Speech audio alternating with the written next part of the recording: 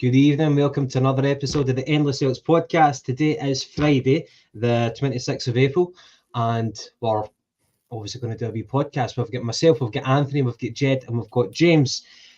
Start with yourself, Anthony. How you doing, mate? Well, good, mate. Another Friday night appearance two in a week for me. But no, delighted to be on. Good to be on. I've not think we've all been on together for quite a wee while, probably since we were all since it all kind of merged. So, aye, glad to be on and good to be talking with you tonight. Friday night, here we go. Good stuff. And are we on the Guinness tonight? Is that correct? Yes, this one's. Tell you, so one it's the alcohol-free version, and I know what they always say, like alcohol-free booze. It's a bit like listening to Pornhub on the radio, but you know, you get the same effect. But got to say, it's going down a treat. Nice one. Okay. Jed, how you doing, mate? Fine. Yeah, busy week. A lot of driving this week. Just glad it's Friday. Managed to see my wee grandson. He's just back from his holidays in Tenerife, so I was down seeing him tonight. And yeah, looking forward to the next show. Looking forward to the weekend. Excellent, mate. Aye. Lots to talk about tonight. And James, of course, mate, how you doing? Aye, all good. I think I'm the same as Tony and Jed, pulling a wee double dunter this week, but looking forward to getting a good laugh. Looking forward to it, aye. Excellent. And we've got the comments coming in already. We've got Monty, we've got 420 somewhere, we've got Christopher, a gorgeous. I think it's a gorgeous, something like that. Who's a snitch? Yeah, who else have we got? But I hope you're all doing well. Get your comments coming in, and if you haven't done so already, hit that like button, please. It helps our podcast to no end. What have we got? Gavin's on. Yes, I like Gav. Hey, that's Jeff. Thank you very much, Monty. Right, guys. So we've got lots to talk about tonight. We've got obviously the Celtic and Dundee game this weekend on Sunday. We've got an On This Day feature.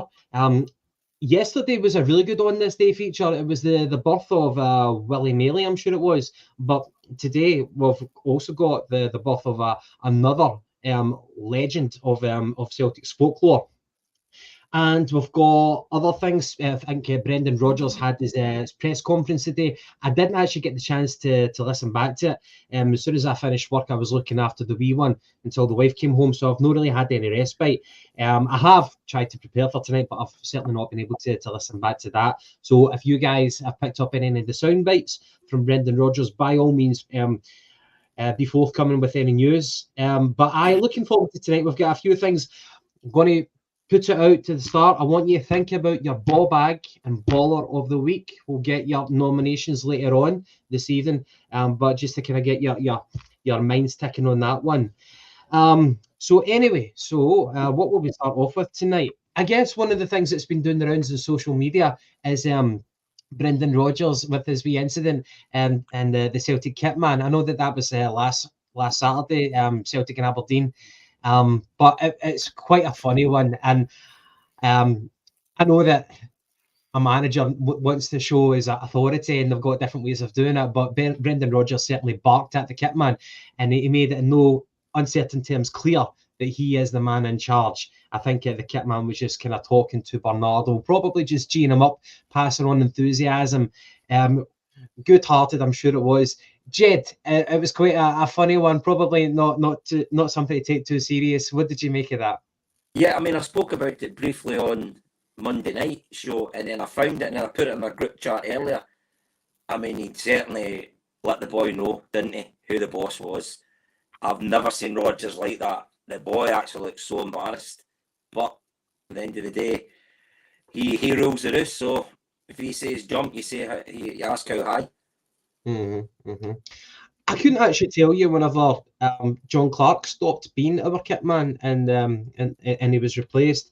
Certainly was getting old. I think I heard Hugh Keevins today on the Super Scoreboard say that the Celtic kit man, he used to be part of the Celtic press conference team. So I guess he's just a Celtic diehard anyway, working for the club, and I think that'd be a brilliant job to have. James, would you swap your job in a heartbeat to be the Celtic kit man if it was going to be a long-term stint? I think that'd be a brilliant job to have. Aye, 100%. that. I'd probably go for the easier option of being third choice goalie. I think that would be the dream job. But no, I seen Rodgers. He was having a wee laugh about it as well in his press conference, which was kind of good to see. It was actually him that referenced it. He didn't actually get asked the question on it, but as you say, I think it's just the kit man being a wee bit over enthusiastic. As to be fair, as you naturally would be if you're kind of surrounded with the players in that scenario. So fair play, but as Roger said, you kind of need to know your place, and I think if you were looking for a team talk after Brendan Rodgers or the kit man, even after all I've said about him this season, I think I'd still look toward Brendan Rodgers to begin that out. Very true, very true. Anthony, for yourself, if you were a manager, would you be a shouter, or would you be a kind of would you be somebody who you would like to be feared? Would you like to be loved as a manager? What would be your style? And would you also be a tracksuit manager, suit manager? Definitely a suit, mate. Without question. No, I'd love to think that I would be that kind of, that kind of scary kind of way. But I'm a bit as scary as Santa, mate. It's just no me. So I'd like to probably a bit more democratic and, try and listen to the players' points of view and things like that. Probably in a way that, that Brendan himself does. But obviously, as Jed says, there's that kind of quiet authority there. And, when he needs to impose it, then he absolutely can. But no, definitely a suit over a trackie for me, mate. Speaking of that, the tracksuit and suit, have you noticed, James? Have you noticed in England, Sean Dyche has changed from, I think he was a suit manager, but now he's been wearing the tracksuit for the past 2 games, and they've picked up some results. The other one was last night, of course, Everton beating Liverpool. Was that all it takes, just to change, and you get a different response for the players? I think that's it, and I think even more noticeable than that is that Ange has ditched his jumper. I think the last few times I've seen him, it's just been a shirt and tie, and they started half the season flying, unbeaten in however long it was, and he had the jumper on, then he's changed to the suit and tie, so get him changed back and get Spurs on for the league next year. So clearly that is all it takes. You just need to change your attire and you get an upturn or a downturn in results. So there we go. Who knew? And one kind of parting thought from myself regarding the Celtic and Aberdeen game, I know it was almost a week ago. Me and James had a bit of a debate about the merits of Miovski. And I think James was saying, bring him in January. This was before we signed Ida. Bring him in January, pay what he needs to be paid, whatever Aberdeen ask for, and rescue the season. And before I knew it, I was taking the opposite stance from James. I'm like, I'm invested in this now. I need to go with it. And when I was looking after the baby earlier on this evening, I stuck on YouTube and I stuck on clips of Miovski. It must have been like an Aberdeen fan who'd made a compilation of Miovski clips over the past 2 seasons. It was a good 7 minutes, and I was just watching that. And me and the baby were transfixed to it. And I was watching his style. One thing I was kind of had this preconception of was that Miovski never had any pace. I think he's got average pace. He's also very, very good with his back to a player, just been able to turn them. Certainly SPL level anyway. I've not managed to see what it's like in the international stage or European stage. But I think he's a great domestic striker. And I was very impressed with this finishing, left foot, right foot headers, and how he manages to navigate in the box to create space. I think he's a natural goal scorer, and I think, correct me if I'm wrong, I think he's about 23 years old, albeit it would cost a lot of money. So I guess I'm not proud enough to be able to hold my hands up and say that I might have underestimated Miovski. I think my fear was bringing on someone who was just a kind of a stopgap for this season. But I think he certainly would have a future at Celtic, whether it be the main striker or the second striker. But Jed, coming to yourself on my humble pie moment about Miovski, do you think that whenever you think of Rodgers, Brendan Rodgers liking his main striker, what do you envisage that to be? Because if you think back to maybe Swansea had Danny something. Danny Graham. Danny Graham, yeah, and he ended up signing for Sunderland after a period, and he was a really good player, very, very crafty in the box. You think of Moussa Dembele, of course, for Celtic under Brendan Rodgers. You think of obviously being at Liverpool, you had the pick of amazing players, Suarez, for example. Whenever you think of an archetype striker for Brendan Rodgers, does Miovski come into your thinking, or do you think that he prefers a different type of style? Basically, I'm asking, do you think that Brendan Rodgers would pull the trigger on Miovski if he had the chance? And do you think it would be with the aim of him being number one and ousting Kyogo? I mean, when you think strikers, the one that springs to mind straight away is Dembele. Now, I'm not saying Miovski's that type of player, but I have been impressed with him. He does cause the centre-backs a bit of an issue. He's bigger than what I thought he was. I really watched him in Saturday game. Well, not Monty. Blushing, mate, blushing. Listen, we'll probably, if we do go for him, was it 4 or 5 million? He's going to be cheaper than what Ida would be, because you can guarantee we're not getting him for less than 6 million. So there's a few players in this Scottish. If you're looking at the Scottish League, there's a few players that I would take a punt on. He's one of them. Mm-hmm. But I'm not saying he's a Dembele level. Mm-hmm. And you got to remember when Dembele came in, he was a lot younger than 23 as well. Anthony, we all know James's thoughts on Miovski. What about yourself? We talk about Celtic standards. Standards don't get any higher than wearing the number 9, albeit we set the bar low with Haksabanovic getting the number 9 to Chelsea, who we will talk about later on. But do you think Miovski is good enough? He's still young. He's doing the business for Aberdeen. If he can do the business for Aberdeen at that age, then he'll get more chances at Celtic. So would you take the punt on him?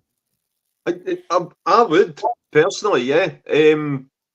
But my only thing, and probably it fits in well your question, Gav, is whether or not Brendan fancies him. And I think that's what I always go back to, and again, the actual reporting of it around January, we cannot accept that both Celtic and Rangers were looking for a striker to, get the goals in January, because it was something that was lacking in both sides. And because of the obvious connections between Hearts and Rangers, and obviously Shankland being a boyhood Rangers fan, the natural conclusion was that he was going to end up there. So it was all down to, the way that the papers reported that the Celtic were going to be going for Miovski. But to be fair, even in the press conferences himself, Brendan seemed to be, not to a great extent, but he did tend to speak more about Shankland than he did Miovski himself.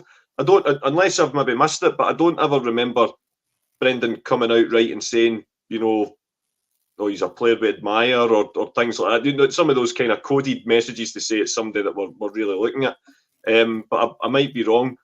And obviously he's went out, and we brought in Daizen Maeda just for the last few days of the window to go. And in terms of what you were saying about what's the kind of prototype Brendan Rodgers striker, I would say, obviously, like Jed, it would be I always look at it like Dembele. He's the perfect combination of those two things that Rodgers always talks about in terms of the pace and power. But naturally, Moussa Dembele was he's proved it higher than Ida so far. But if we were going for any of the two, I personally think the way that it's going, it would probably end up being Daizen Maeda that Brendan would fancy. But if there's a situation in the summer where Miovski ends up coming in, I'd be more than happy. And there was a bit of I don't know if it was a sort of coded message on, it was either Monday or Tuesday when he had the day off for Aberdeen, and he was pictured in Glasgow wearing a green cardigan. I don't know if that's telling to say that, maybe it's one of these kind of little messages that go under the radar that he's maybe on the way to Celtic. But we'll wait and see. But definitely, if Celtic were to go for him, you'd have no complaints from me. I've not heard that one. A green fucking cardigan, and people are already whispering about it. Oh, man. Gavin, can I ask you something? Powers of social media. If we did get him, is he going to be the number 1 striker over Kyogo? me, again, it goes back to the debate I had with James. I was arguing Kyogo's case, and I was talking about two particular goals that Kyogo scored for Celtic in big games against the Huns. And it was the chance that he got when it was played over the top from Matt O'Reilly, and he took it first time just at the edge of the box, full of confidence. Any striker full of confidence will probably take that, but Kyogo's the one who can put that away. And again, the wonder goal that he scored at Parkhead, where he had two defenders in front of him, edge of the box against the Huns, of course, and he put it in the top corner, beating Jack Buckland, who was like within an inch of saving it. Beautiful finish. And I just think that's my guy. That's Kyogo. When push comes to a shove, he can do that. And I think that was needed justification in front of Brendan Rodgers' eyes to say, right, okay, that's why he's got the number 1 jersey. But can Miovski do that? I'm not too sure. I think they've got different qualities. When I think of Brendan Rodgers as classic number 9, I think of a guy who can do it all, who's physical, but crucially has the pace as well, who's a good finisher too, and is technically adept. So it's a difficult one to tick all those boxes. Kyogo doesn't tick all those boxes, but he's very good at some of those things. Miovski, again, does he have the same technical capacity? Is he cute enough as Kyogo in the box? Maybe not. If you are to put them together, they'd be a very, very good striker. I just don't know if Miovski would be the main guy, and if he'd be the guy who'd propel us to the next level, if he'd be our number 1 guy in the Champions League. If we signed him and he gave him the chance in the Champions League, and if he wasn't delivering, then we would have said he was an Aberdeen striker all along, So, sometimes you need to be given opportunity to fail or to succeed, and we won't know until that happens. I think no matter who we get in the summer, a new striker, and are they going to try and fight it out with Kyogo, or will they expect to be the number 1 striker? Because some people would maybe rise to the challenge, and other people say, no, if you want to sign me, I want to be number 1. Now, I can't see Rodgers doing that, but look, Kyogo, I think Kyogo's a fantastic finisher when he's not got time to think about it. See, when he just does instantly, but when he, like in the semi-final on Saturday, running at the keeper after taking the ball off the defender, he had time to think about it. See, if he didn't, he probably would have put that away. When he has time to think about it, he seems to muck it up. I agree with you. And we've got a good point for Monty there saying, I think this might be Kyogo's last season with us. And as odd as it sounds, maybe it should be. I think we can't get away from the pardon me. I think we cannot get away from the fact that the playing style under Rodgers, where it's a little bit more deliberate, where at the moment we might not have the same quality in the wings as we did have under Ange. I think that Kyogo's his opportunities, his service has decreased, and I think he's one of the main guys to kind of to lose out to an extent from this new playing style. It's not drastically different, but the tempos went down and the service has deteriorated to an extent. We also had someone saying that there's rumours linking Miovski, by the way, to Feyenoord. I saw that in online. There could be something to that. So anyway, moving on. By the way, I've got a wee trivia for you. I'm just going to call it out now. It's a who am I? Just to see if any of you can get it. Waking you up. Who am I? I have won league titles in Italy, Germany, Portugal, and Austria. I've also won the European Cup, both as a player and as a manager.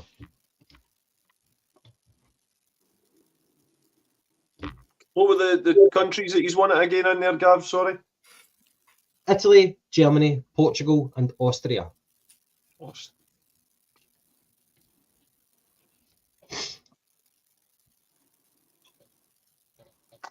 Yep. Can't think of anyone, mate. That's okay. It's okay. We can come back to it. Super scoreboard style. Right. Okay. So I want to move on to the On This Day feature. I think it deserves a good mention. And if any of you have got any comments that you'd like to add, then by all means contribute. So on this day, on the 26th of April, back in 1904, as we should all know, Jimmy McGrory was born. He was born in Garngad, Glasgow.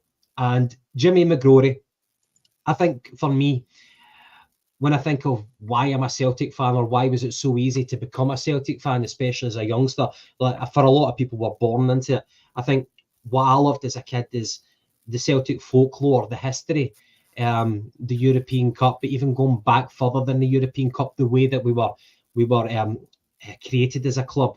And I think there's so many heroes, there's so many different stories that you can get lost in it, and so it's beautiful, beautiful characters. It sounds like Brendan Rodgers talking there, but I think one of the legends that really caught my eye was Jimmy McGrory, and he still holds the record for the highest ever British goal scoring record. It's a feat that probably won't ever be toppled, and I think it's one of the things that I'm proud of as a Celtic fan. And as I said, it just made it so easy to fall in love with Celtic as a club with legends like that. So Jimmy McGrory, as I said, he was born back then, and he was quite, whenever you think of his stature, it was quite intriguing because he was quite a small man. There's a quote here from Bill Patterson, an ex-Arsenal player back in 1953, and he said that McGrory had shoulders like a young Clydesdale, neck like a prime Aberdeen Angus, and a head the nightmare of every goalkeeper. He had the knack of connecting with his napper and directing the leather netwards with greater velocity and judgment than many a counterpart could accomplish with his feet. I think that's a great testament. And it says, when it comes to arguments over who's the greatest Celt of them all, the name at the top of many people's list is the incomparable James Edward McGrory. And it made me think of a boxing comparison. Whenever people say who's the greatest boxer of them all, a lot of people will naturally go to Muhammad Ali, but there was fantastic boxers before him. A lot of people would say like Sugar Ray Robinson, who was a middleweight in the 1950s. And the tragedy was he was a fantastically talented man, but the footage, there's hardly any footage of a boxer in that era. A lot of the time, kind of like Rocky Marciano, who went undefeated as a heavyweight. I think he had 49 wins before he retired.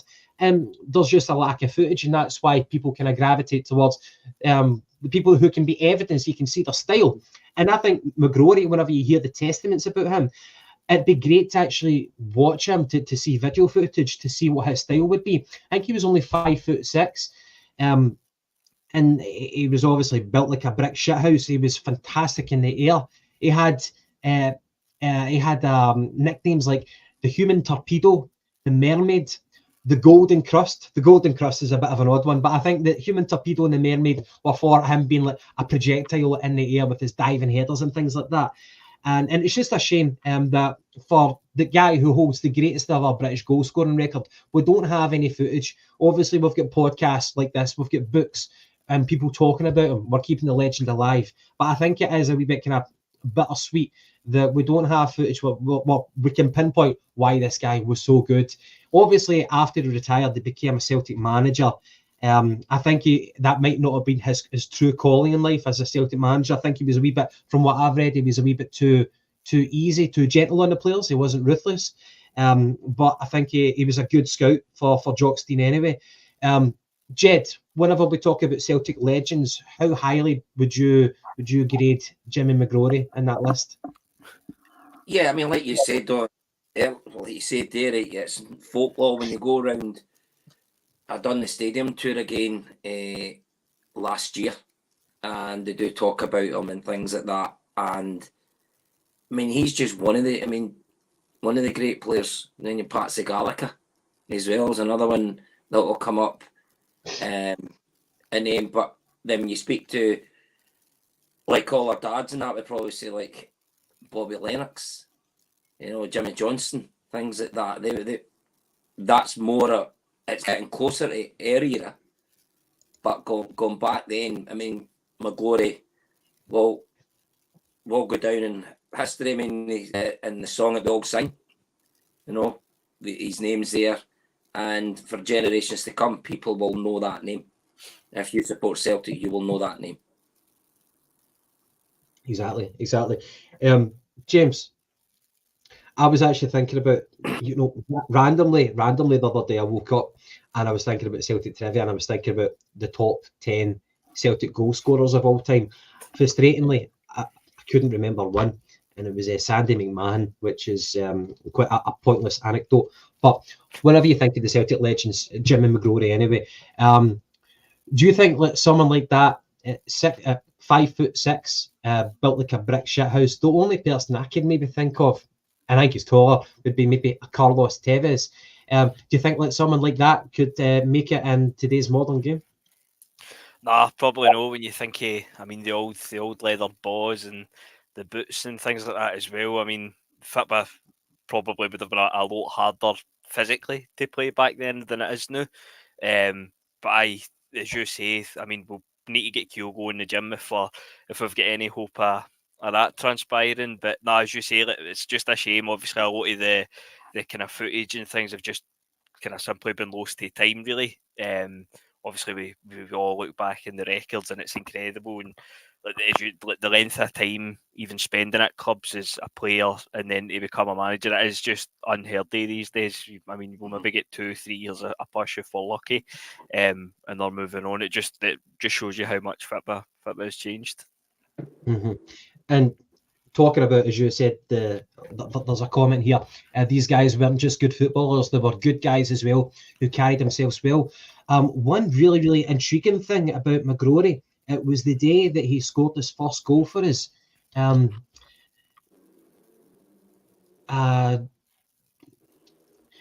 So there's an extract here, and it says, Jimmy struggled to get a goal in his first 3 games for Celtic. Then tragedy struck with the death of his father. And I think this kind of reads out his character. Tragedy struck with the death of his father. Yet with the option for compassionate leave, Jimmy McGrory opted to play against Falkirk the same day as his father's funeral, and he finally managed to grab a goal. He then went on to score 2 hat-tricks in matches against Third Lanark and Motherwell. His father would have been proud, and the legend was truly underway now at Celtic. So I think that's testament to the man that he was. Obviously, family comes first, but it was his decision to play for Celtic on that day. Anthony, talking about Celtic legends in general, obviously Jimmy McGrory as a player is right up there, unsurpassed, obviously, in terms of goals. Do you have a particular favourite whenever you were growing up and you were learning about Celtic folklore? I think mine was Patsy Gallagher, because he was famed for doing a somersault over the keeper and into the goal. Was there any particular Celtic legend who really struck you? Well, it's funny when you were saying your sort of intro at the start there, Gav, and I'm very much the same as you. I mean, when I used to go up to my grandpapa's to stay over or whatever, and they would, my papa always had the big collection of all the old Celtic videos and stuff, and everyone's seen the same footage, and it's I actually think it is Jimmy McGrory describing that goal that you mentioned with Patsy Gallagher. And it is, and the footage is all grainy, but it's sped up and it's stuff. And like James says there, a lot of all that, so much it's either never been caught on camera or it's just been lost. But the ones you mentioned there, absolutely brilliant. Probably the other one, and again from the stories that you hear on these things and that you read in the books, the history books, is Charlie Tully. Probably it came from Belfast Celtic. Probably. They said, the 40s and 50s were not a time where Celtic were, very strong. We were a very poor side. Like you say, Jimmy McGrory, fantastic footballer, perhaps not the best manager. But Charlie Tully was the one that still got everybody, coming through to the East End to see Celtic play, just with his talent for everything that you hear. So, yeah, like you say, so many. And obviously he was the one that he scored direct for a corner kick. The referee disallowed it and told him to take it again, and he just went and done the exact same thing again. It's different times, and like you say, the sport's moved on so much since then. I would argue not very much of it for the better, but it's just the way that these guys were. I think it was Patrick that brought it up there, saying that these guys were they understood. Most of them either were working class or came from working class backgrounds. the industrial heartlands, and you know, whether it be down the mines or the shipbuilding, they understood what it meant for your guys to go to the work en masse after a good result or a bad result. And for better or worse, that's just something that's probably alien to a lot of the players now. But yeah, different times. But what's remained synonymous throughout that is we talk about the Celtic way, and it is all about entertaining as much as it is about actually winning. And obviously, with the financial benefits of football now, winning probably takes part more. But Celtic supporters will always be more appreciative of a team that entertains as well as delivers success. Exactly. Really, really well put. Appreciate that. And I'm glad that you brought up Charlie Tully, a fantastic legend. I think he was one of the first entertainers, one of the first proper Mavericks. Pardon me. I was going to move on to the ball bag and baller of the week. Now, my suggestion for ball bag is going to be Clement, because it looks like he's fell into the same trap as his predecessor, and now he's given a different estimation of the point difference between Celtic and Rangers as to when he took charge of Celtic. Whenever he took charge of Rangers, and he's also talking about how Rangers have done better against the other clubs. Kind of conveniently leaving out the fact that he's not managed to beat Celtic in 2 attempts now, I think. So it looks like the more things change, the more things remain the same. James, is this guy going to be another Caixinha? Is it going to be another Beale? It certainly looks like he has the makings of it. Aye, some of the stuff, and to be fair, even up to a few weeks ago, he seemed somewhat respectful, kind of quiet, kept himself to himself type thing, and then I don't know what's happened. Well, I suppose we do know what's happened in the last few weeks, but I read that myself, and look, fair play to them. I mean, they must be going for, 8 or 9 in a row now. Gerrard won them the 90th minute league. Then was it the 3-month league? The league up to Christmas. They won the league under Beale, if you disregarded Hoffey league. So, fair play to them. I mean, they're on some run. As long as he'll get another trophy, I'm sure he must be due another trophy for that as well to add into the cabinet. But the Moral Victory Cup.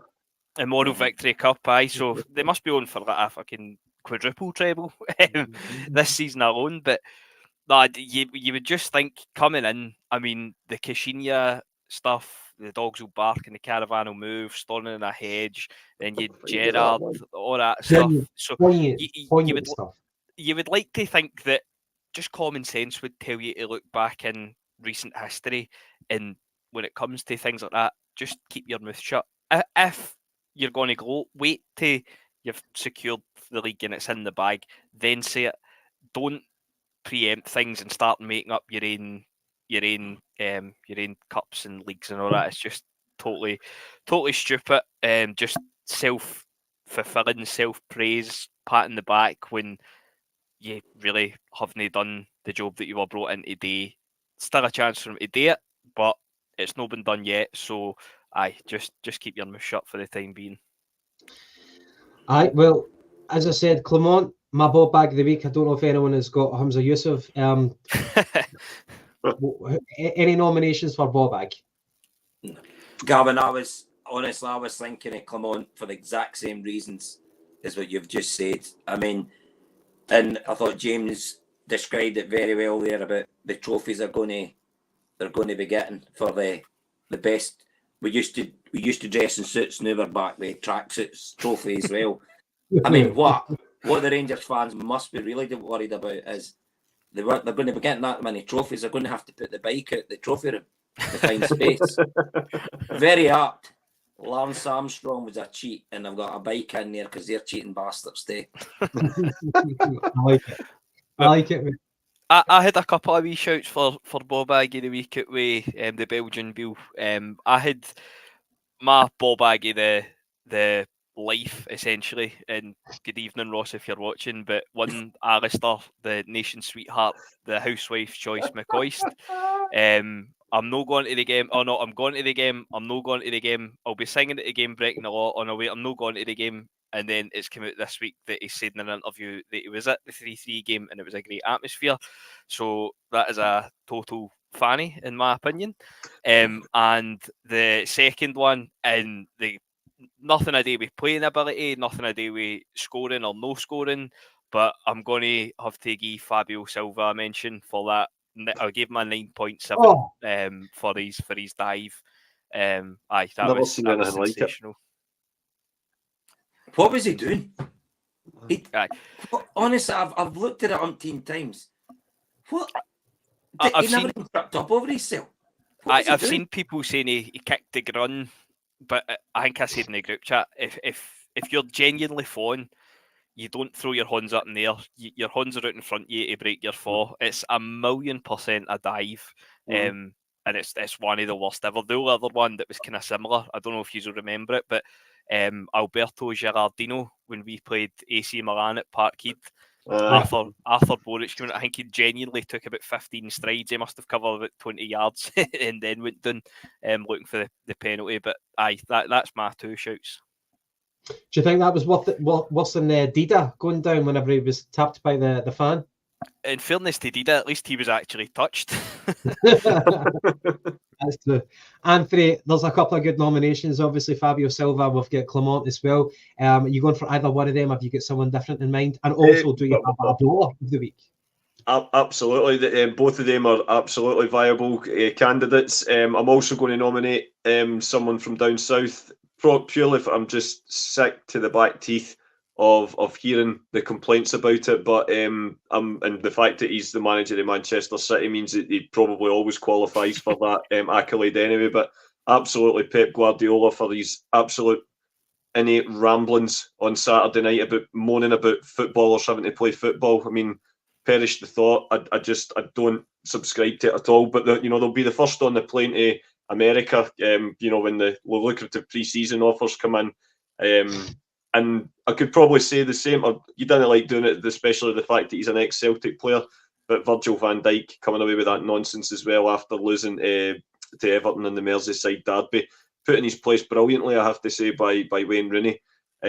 Footballers play football at the end of the day, and it doesn't matter whether I can even understand the argument that probably the City game could have got played on the Sunday. And I could argue as well that that is a fact that Liverpool do seem to get more half-12 kickoffs than anyone else. But at the end of the day, they're the second biggest club in England. They have got a worldwide support. They're going to broadcasters naturally want to show Liverpool games, regardless, just with the way that they play football under Jurgen Klopp as well. And the way I see it, just get on with the game. Just play your football, and if they'd spent as much time moaning about playing as they do moaning, they'd have won this league weeks ago. That's a good point. That's a very good point. And so, guys, the three of you, or the four of us, do we have a baller of the week? I'm going to go that now. He very possibly could have qualified for the other one, but for the fact that he missed a penalty and then was so blasé and nonchalant about it, with the fact that that's all right, I'm going to save one anyway. I'm going to have to give it to Joe, because that takes balls, man. And he did it. Purely there's nobody else that's really sticking out that I can think of, even for down south either. But no, absolutely brilliant. And hopefully, there's 5 games left in the league now, and obviously the cup final as well. We know what we need to do. We're obviously not doing it for Joe Hart, but of course it would be brilliant for us to send him off into the sunset with a couple of cherries on the top of a very big cake that has been his career. And we'll probably just very quickly as well, and the fact that it's been announced today that Henrik's going to be appearing at the Hydro, getting this outstanding contribution award to Celtic, so it'll make him a baller as well. But he's won every day of the week, mate. Mm-hmm. Right, that's very true. Well, Joe Hart, as you said, he's been getting a lot of love this week.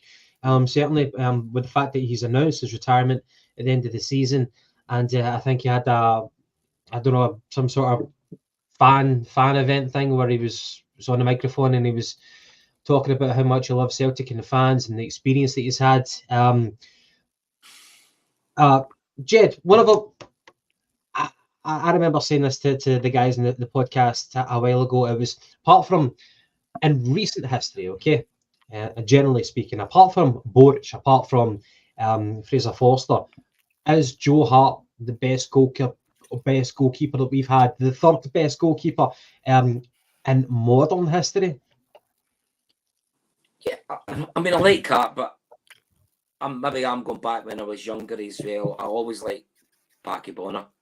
Now, I'm not saying he was good at Hart, but that was just my era, and I always liked Packie Bonner. I still do. But listen, Joe Hart has many faults, but it has been a fantastic signing for the club as well.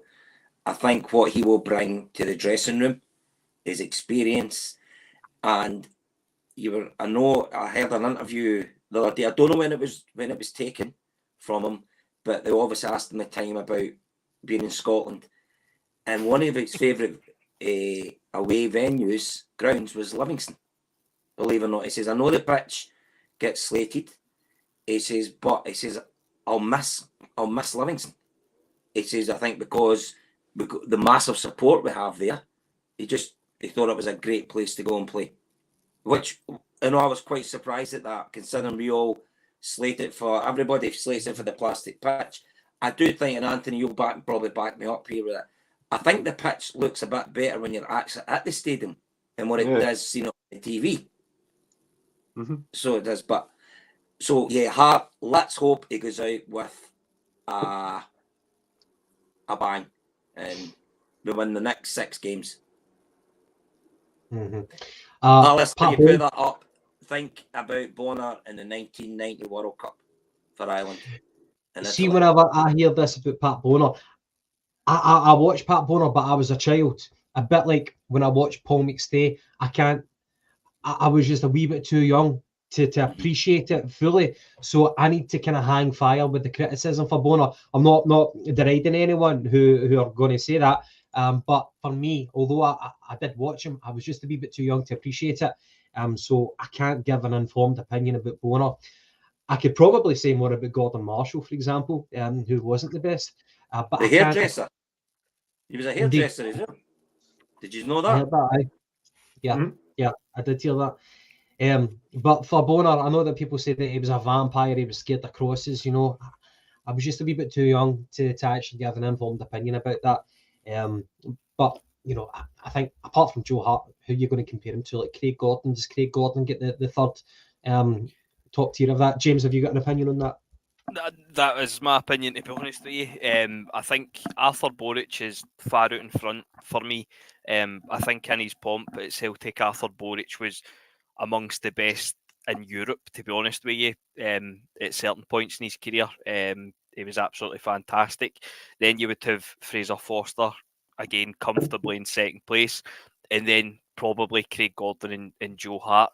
And the only reason that I say that really about Joe Hart is like Boric and Forster, they had kind of memorable performances in the Champions League. Obviously, Forster, the Barcelona game, the League Cup final against them as well that we won.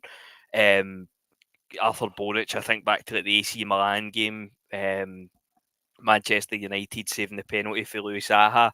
I just don't think that either Joe Hart or Craig Gordon really has that game that you could point to in a big game in Europe or something and say, we won that because of Joe Hart. To be fair, we haven't won very many games in Europe with the two guys in the Champions League, certainly anyway, under the goalkeepers. But I think that's why I'd probably have Hart and Craig Gordon kind of comfortably joint third behind Boric and Forster.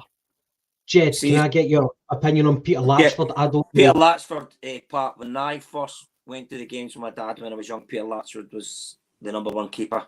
Because Monty might, and Pat, you maybe remember this, I'm sure his brother, Peter Latchford's brother, played for Everton. when Latsford played for Celtic. And also, see, going back to what I mentioned about Pat Bonner, how he sticks with me. I have mentioned it on this show, I think the very first time I was on it, how I like him as well. Going back to our centenary year, we won the league against Dundee, as you all know. When you see the footage, that night our supporters club he turned up with Tommy Burns. So for me, that it's not just his football, but it's things like that that stick in my head. He came after winning the league in the centenary year. He came at our supporters club that night. And ask anybody that was there, you know, Anthony, your dad probably could have been there. I know Franny's dad was there. So to me, that's why I hold him in such high esteem. Thank you for that. Because I couldn't have given any kind of reference on Peter Latchford. Can I just stop for a second for a wee intermission? Am I the only one who's drinking alcohol tonight? I know that Anthony is on the alcohol free. I have got my daughter's she picked me up 4 alcohol cans. So once I finish this one, I'm going down to get one, mate. So yes, it's a long-winded way to say yes. No, okay, in fact, I need it. If my wife or daughter's watching, I could do with. I'm not drinking. I'm actually got my first golf competition tomorrow morning, and I'm driving in the morning, so I'm not drinking. Okay. And James, are you? I'm on diluting juice. I'm working again in the morning, so I keep myself sensible. It's no excuse. Right. Anyway, no. By the way, we do have a quiz later on. However, I think for a lot of the quizzes, you ask the question, and it's like, unless you want to do it like you write down your answers and then we go back, you could do it that. But if it's like a quiz where we're asking questions and it's like the first person to answer back, it might be a wee bit chaotic with 3 people participating. So it might pen and paper then? Well, we can either do a pen and paper way, right, or we can do it the chaotic way, but only narrow it down to 2 people. So up to you guys. We can procrastinate. I'd rather we were all included, mate, personally. So I'm happy when I'm going down to get another Guinness. I'm happy to get a pen and paper. I'll get pen and paper. Excellent. Okay, good suggestion. So we'll do the quiz later on. All 3 of us will be, or the 3 of you guys will be involved. See, Pat Santers, Ronnie Simpson, correct me if I'm wrong, did Ronnie Simpson not make his international debut in the Wembley Wizards game in 1960? Was it 66 or 67? 3-2 against England. I think there's something. Yeah, that rings a bell. I'm sure that's in one of the old videos that we were talking about earlier. Yeah, it's mental when you think as well. The fact, obviously, England won the World Cup in '66, but I think it was about March, April time, the Wembley Wizards game in 1967. So you look at, obviously, Celtic were going for the quintuple as they ended up winning that year. And yeah, can you just imagine that nowadays if we were in the latter stages of the European Cup or something like that, and we were, Callum McGregor and all that, we're getting picked up for a friendly match against England at Wembley, you would just be like, that's just not happening, It's like I say, it's just the way things have changed, See just to totally go off topic, see the Wembley Wizards, was there 2 teams called the Wembley Wizards? Well, the Wembley Wizards are the 1967 team. I think there was a game. I'm sure I think you're right, Anthony. It is only that when they beat them. Is that the one when Jim Baxter stands in the ball? Does he keep it up his eye? Yeah. But I thought it was a game. Was it 5-0 or 6-0 or something that Scotland won in like the 1930s or the 1920s or something? 5-1 in 1928. Well done, James. Good memory. No, genuinely, the only reason I'm actually sure Stephen asked that as a quiz question a couple of weeks ago, and it was the 20s. There must obviously be 2 teams, because was that the game they done the keep ups and everything when they were passing the game in the 60s, or was that a different game? That's that game. Yeah. Right. I think the other Celtic representatives, Willie Wallace played up front. know that Baxter and Billy Bremner were in the midfield. Jim McCallio, Celtic fan who never actually played for Celtic. He went to Holyrood back in the day. Jim McCallio played up front as well. But a great team. You had John Gregg as well. He was playing for Scotland that day. Fantastic team. Just it's a shame we can't replicate the same kind of level of caliber of players. I think that, see, whenever people talk about why can't we produce that, I think it's like a mixture of, I think poverty has got a lot to do with it, and it might sound strange, but poverty, and whenever you don't have anything to channel your energy, I think that what else you going to do? Like your parents are fed up with you, go outside, what you going to do? Kick a ball about. And I think poverty, as bad as it sounds, has a great way of producing great footballers. I think that one of the things that South America have always been great at producing great footballers, and because they've never really been a rich continent. But I think that the richer the kind of GDP gets in a country, you've got more outlets and less focus on playing football and things like that. That's just always been my own take on things. Anyway, Tommy Gemmell is the only player in history to play for the World 11 and the only Celtic player to score twice in a European Cup final. Yes. Yep. For Lisbon Lions, Gemmell, Lennox, Wallace and Simpson. Thank you very much, Alistair Jack. Yep. Right, okay, so gents, do we all have a pen and paper? Give me 2 seconds, mate, and I will do it. No worries. Since Anthony is away, I don't suppose that any of you have been able to think anymore on the who am I. I'll remind you again of the question. It's I've won league titles in Italy, Germany, Portugal and Austria. And I've won the European Cup both as a player and as a manager. Carlo Ancelotti? No. Conte? Pardon me? Conte? No. Well, again, he's won league titles in Italy, Germany, Portugal, and Austria. Austria is a bit of the anomaly. That's the kind of the odd one there. I know that someone said earlier on Sven-Goran Eriksson, and no, it's not him. No. Did you say he won the European Cup as a player and a manager? Yeah, I did indeed. Yes. Klinsmann? Jurgen Klinsmann? No. Trapattoni? Is it? I couldn't. I just was going after playing a manager. I couldn't have told you. I couldn't even told you he managed in Germany, to be honest, or Portugal or Austria. I don't know. He's Italian, so. Trapattoni, and again, like for me, for my generation, I don't really remember Trapattoni only whenever he took over Ireland, and the style that the footballing style that Ireland were playing under Trapattoni was not easy on the eye. But well done, James. That was a total guess. That was just based off the second clue. I knew there was only a Honfi. I think, is it Cruyff? Cruyff's another one. The one that is a European Cup as a player and a manager. Did he win the European Cup as a manager, Cruyff? I think he won it at Ajax. Didn't he win them both with Ajax? Not as a manager, I mean. Aye, that's what I'm saying. I think he won it as a player and a manager with Ajax. When did he manage Ajax? Because when Ajax won the European Cup in the 90s, that was Louis van Gaal. I'm not saying you're wrong. I'm just. No, I'm not even saying I'm right, to be honest. He was in my thinking. Right, okay, so we're just waiting on Anthony to come back to us. Can I ask you a wee funny question? Tavernier, okay, James Tavernier has been rumoured for a unification with Stevie G in Saudi Arabia. I think, correct me if I'm wrong, he could be about 33 years old.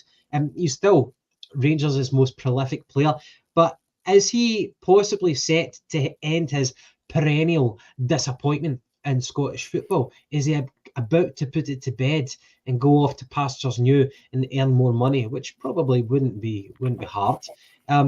James, out of all the Rangers captains that we've witnessed in your lifetime anyway, do you think that it'd be a funny move for Tavernier to make? I think he's a funny one in general because, look, as I've got mates that's got season books at Ibrox, and see when they're winning and doing well, I mean, it only feels a couple of weeks ago it was him and Butland were next in line to get caps for England. Like there was genuinely talk about the both of them. And then as soon as the results take a downturn, he gets it in the neck. And I know it's only kind of natural because he's their captain, but I just think that he's a right back and he's their top goal scorer. I know fucking 9/10 of them are penalties, but he's still their top goal scorer for right back. And if you took him out that team, they'd be so much worse for it. So as much as we have a laugh and he is terrible defensively, they'd be a lot worse off if he did go. And to be fair, for me, a right back or a left back, your main job is to defend. If you can score 100 goals a season and you can't defend, then you're not a great right back, in my opinion. So if he went, I don't see MD down south or anything coming in for him. I think his only options would be probably a move to like America or Saudi Arabia or somewhere like that. Well, he's not going to get many penalties in Saudi Arabia anyway, so he's not going to score as many goals. Right, true. I mean, let's be honest, guys. There's not a hope in hell he would get in our team. He's a very poor defender. He's very good at cross balls, set pieces. But as a defender, I'm sorry, he wouldn't get anywhere near. He wouldn't even get in our squad. I was actually going to ask you a question, Jed, there. I was going to say, do you have the ability to take off green-tinted specs, which we're all guilty of, and say if there was a sliding doors moment, say we bought Tavernier back in the day rather than the Huns did, how do you think his career would have turned out if he was a Celtic player, given his set-piece ability?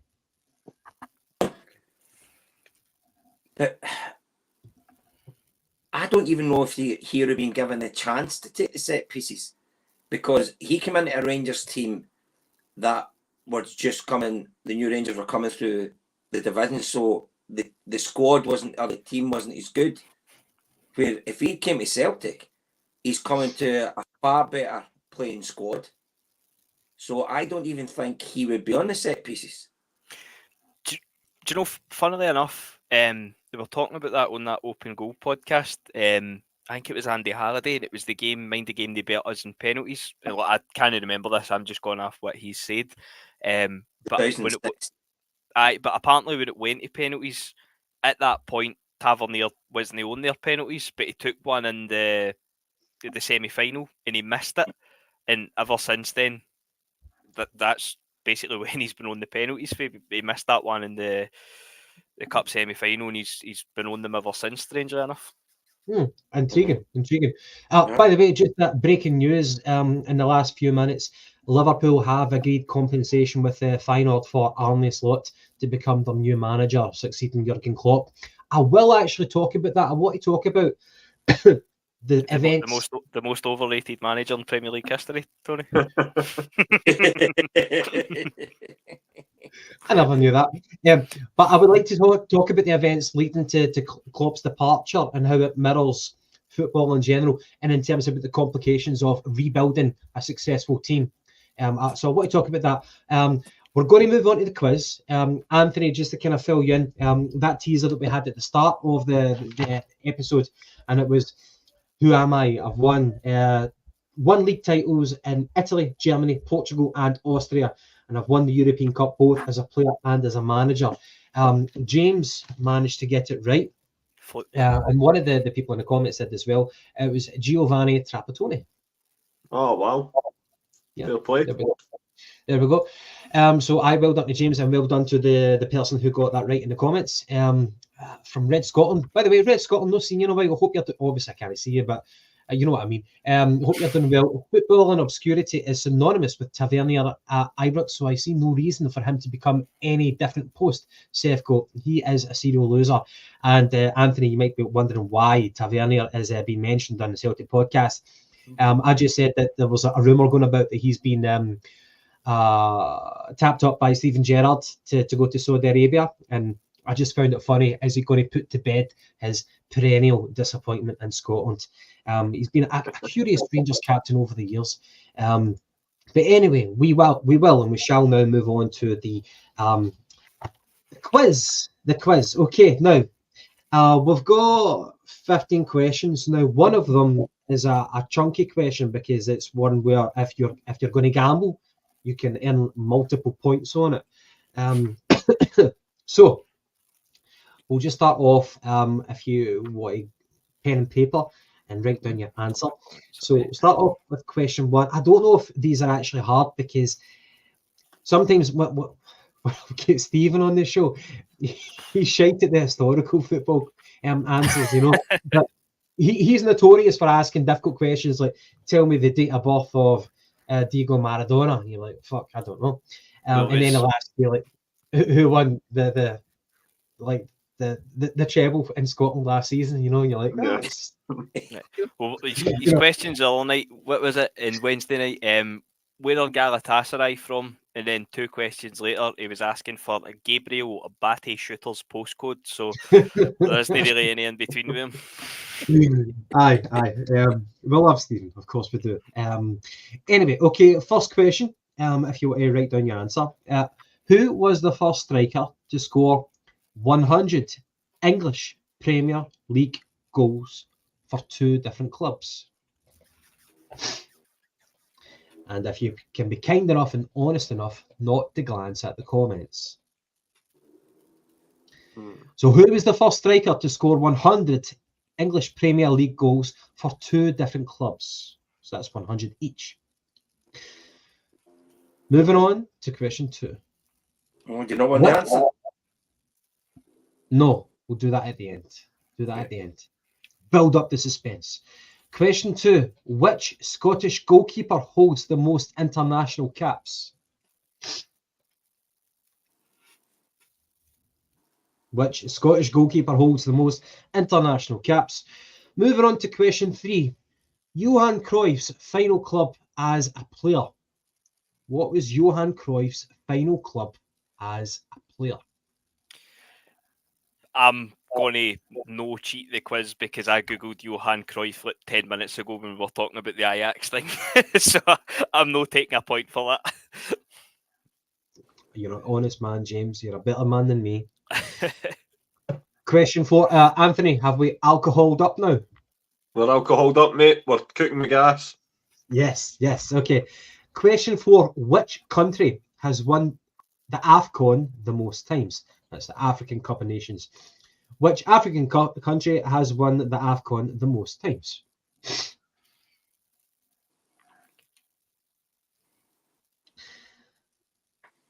And question 5. Which former Celt was forced to play in goals against Celtic in a league match? Now, obviously, he wasn't playing for Celtic in this game. And which former Celtic was forced to play in goals against us in a league match? I was there. I found it hilarious.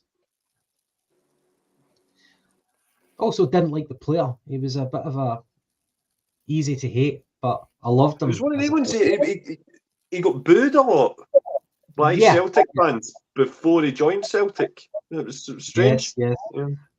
I'm going to take it that Anthony knows the answer to this one. I think that kind of thing, that term, a player that you love to hate.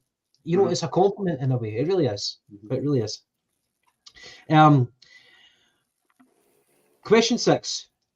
Who has not been? Okay, so we've got 4 possible answers here. Who has not been an SPL top goal scorer? So who's not been an SPL top goal scorer? Chris Boyd, Adam Rooney, Scott Sinclair, or Liam Boyce?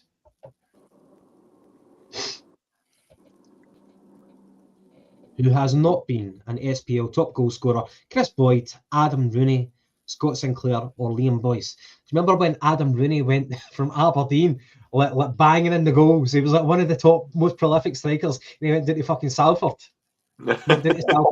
Gary Neville's team, you know, and he just took the money, and they were like a league, I don't know, a farmers league at that point. He was just getting more money. Question 7. Which Scotsman, I think this is a good one, which Scotsman captained Leeds United during the 92-93 Premier League season? Which Scotsman captained Leeds United during the 92-93 Premier League season? I was going to do the question who won back-to-back English Premier League titles in the 90s with two different teams, and that would have been Eric Cantona from was it 91 to 92? Yeah. Oh no. No, And Eric the only signing for one million. Eric Cantona hasn't won the Premier League with Leeds. It was the Premier League. Aye, changed it. Yeah. I know. Change the title. Aye. Okay, so question 8. How many teams has Thierry Henry played for? And this is a multiple one. Okay, so write down as many teams that Thierry Henry has played for. We cannot revisit a team. A team only counts as once. How many teams has Thierry Henry played for? And if you can write down the clubs.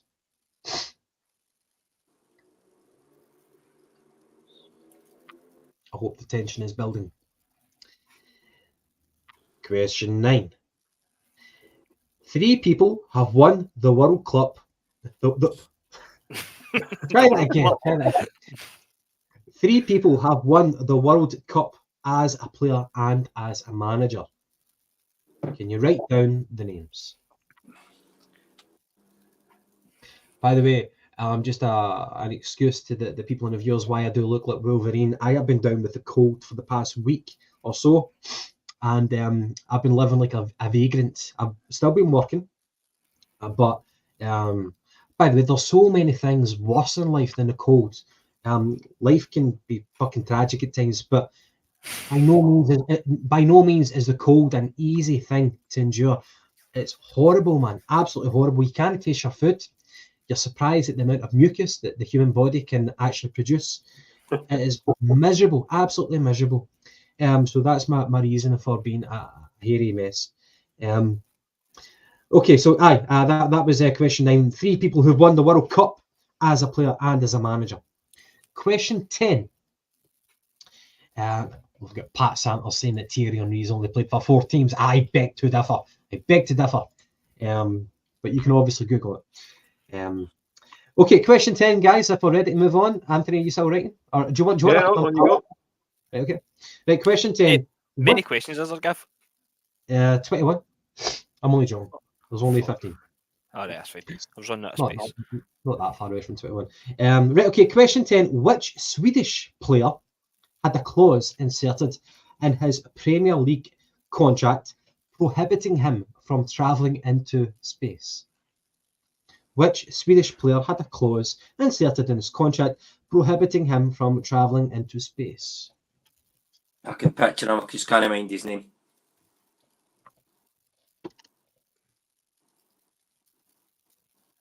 No got a clue.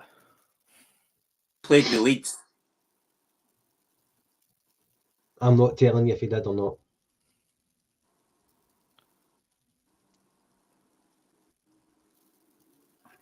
Okay, question 11. Which Spanish club's nickname is Los Col... Hold on. I need to get the pronunciation right, okay? If you give us the answer, we'll give you the pronunciation. Okay, which Spanish club is being known as Los Colchoneros? Los Colchoneros, and that translates as the mattress makers. Los Colchoneros.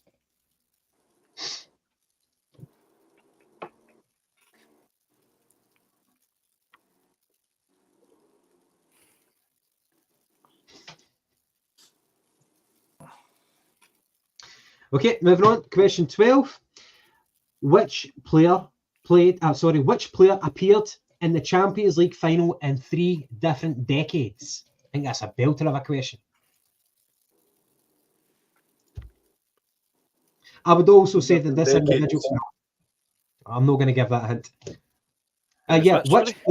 Which player has appeared in the Champions League final in 3 different decades? And I'm going to be specific, an outfield player. I know that most people would think goalkeeper, must be goalkeeper. It's an outfield player. I was going to give a wee hint as to his character. But I think that might be... Is there more than one, or is there only one? Or are you looking for the first? I'll hold my hands up if I'm wrong. If there's more than one, I will hold my hands up, James. Right, is it fairly recent? Well, when I say Champions League, so we're still from like 1982. That's fine. Yeah, and I'm talking about Champions League. I'm not talking about the European Cup. Think I've got it. Okay. Question 13. I love everybody with their poker faces on. Question 13. Which other German team has won the European Cup besides the obvious Bayern Munich and Borussia Dortmund? Which other German team have won the European Cup? Jesus. Mind blank.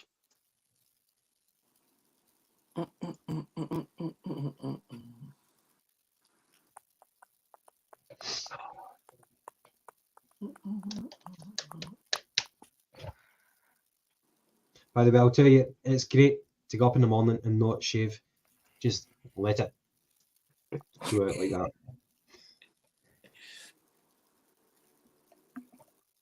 Which other German team has won the European Cup aside Bayern and Dortmund?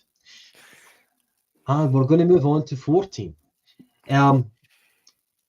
After Juventus, AC Milan, and Inter, which Italian club comes fourth with 9 Scudettos? Sorry, what was the first 3 you said there, Gav? After Juventus, AC Milan, and Inter Milan, the usual suspects. Mm-hmm. Who's the most successful Italian team with the Scudettos? They've won 9.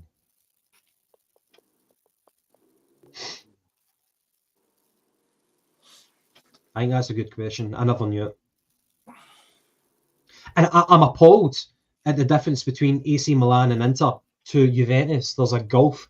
Juventus is the clear leader with the Scudettos. And they've won a lot more, didn't they? But AC have obviously got the European Cups. Yeah. Crown, is it 7-2 or something in Milan's favour?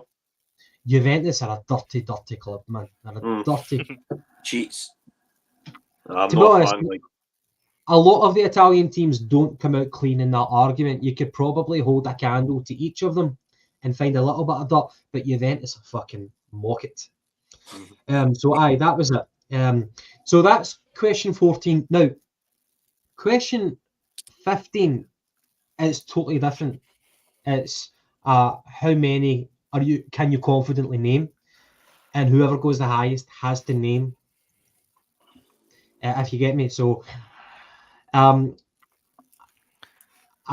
say the question for question 15. What if you want? Tell me. You guys can guide me. We can tally up the points right now, and then we can go to question 15 because that's the big one. You can gain multiple points. So I think we should do that. Why don't we tally up the points after 14 questions, and then we'll hit upon question 15. Okay, so we'll go back to question 1. Who was the first striker?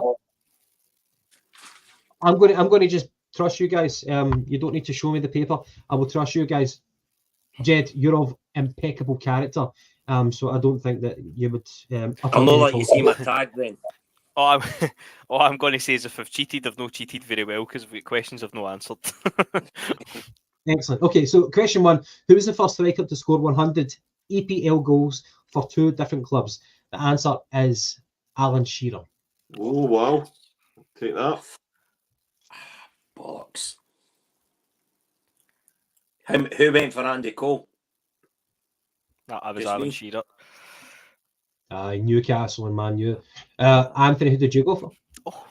Shearer, but it was one of the ones that was like, well, he's the Premier League also, but it was like he didn't score more than 200 for Newcastle. You know what I mean? I was like, well, that's the only other one I could think of. But I thought it was one of the ones that's almost like a trick question. Is it too obvious? But I know that's what I thought, Anthony.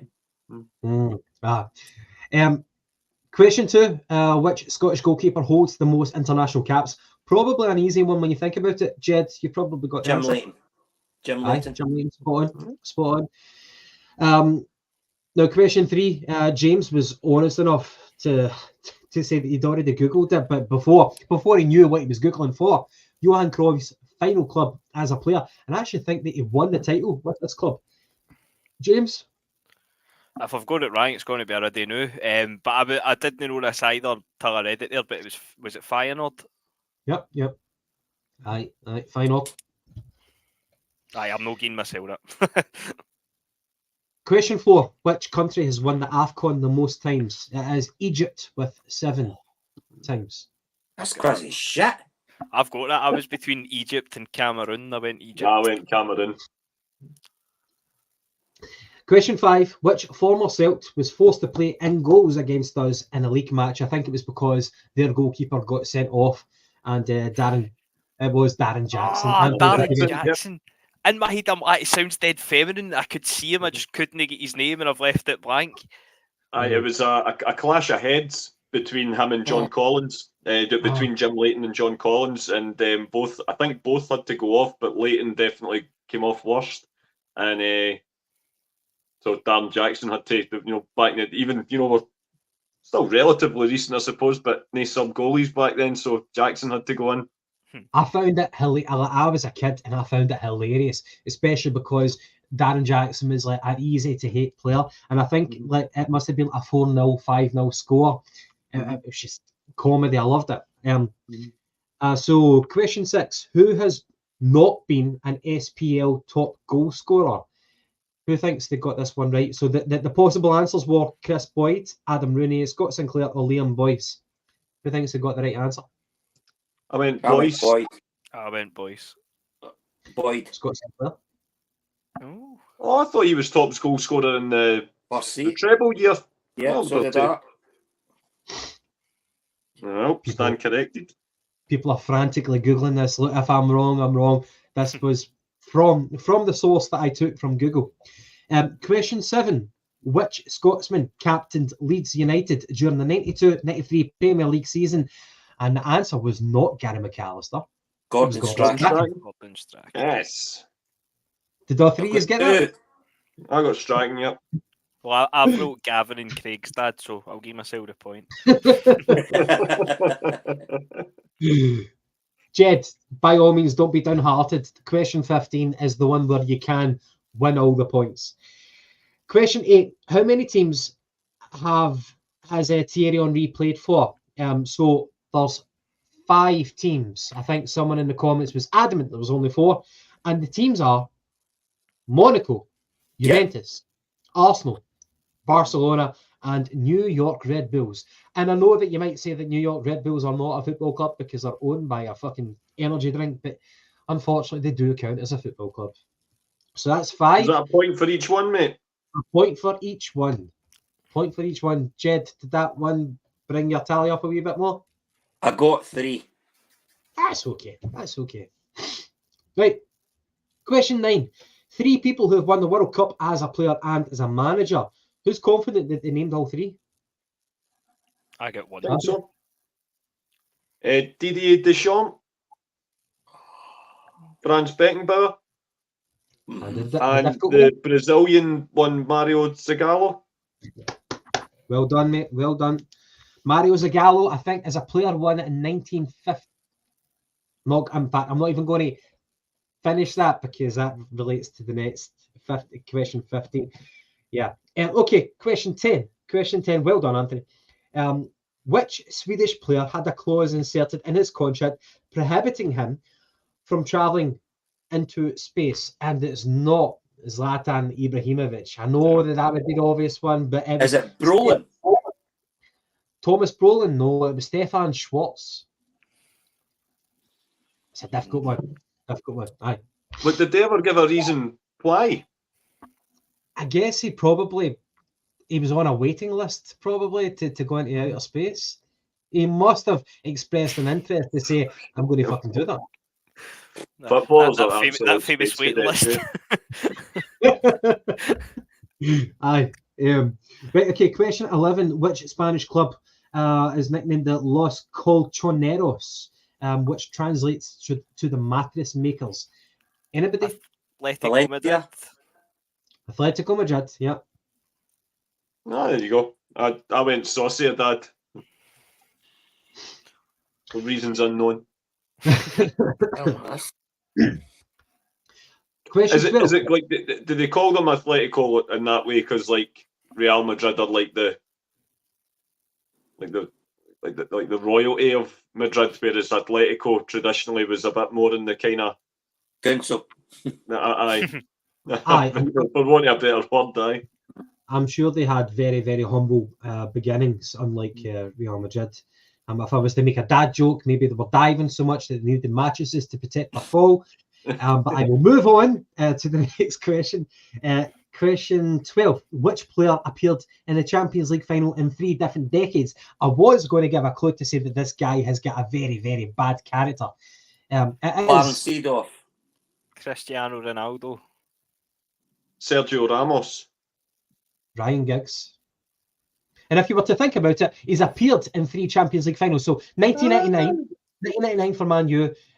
He won it with them again in the 2000s, whenever they had Tevez, Rooney up front and Ronaldo up front. And then they lost to Barcelona, and that was probably the beginning of the 2010s. So that probably does make sense, yeah. 2011 final, aye. Oh, there you go. I'm wanting a Steers inquiry into Ronaldo, by the way. Would Tino have played in one with Man United early days? No, his first one would have been 2008.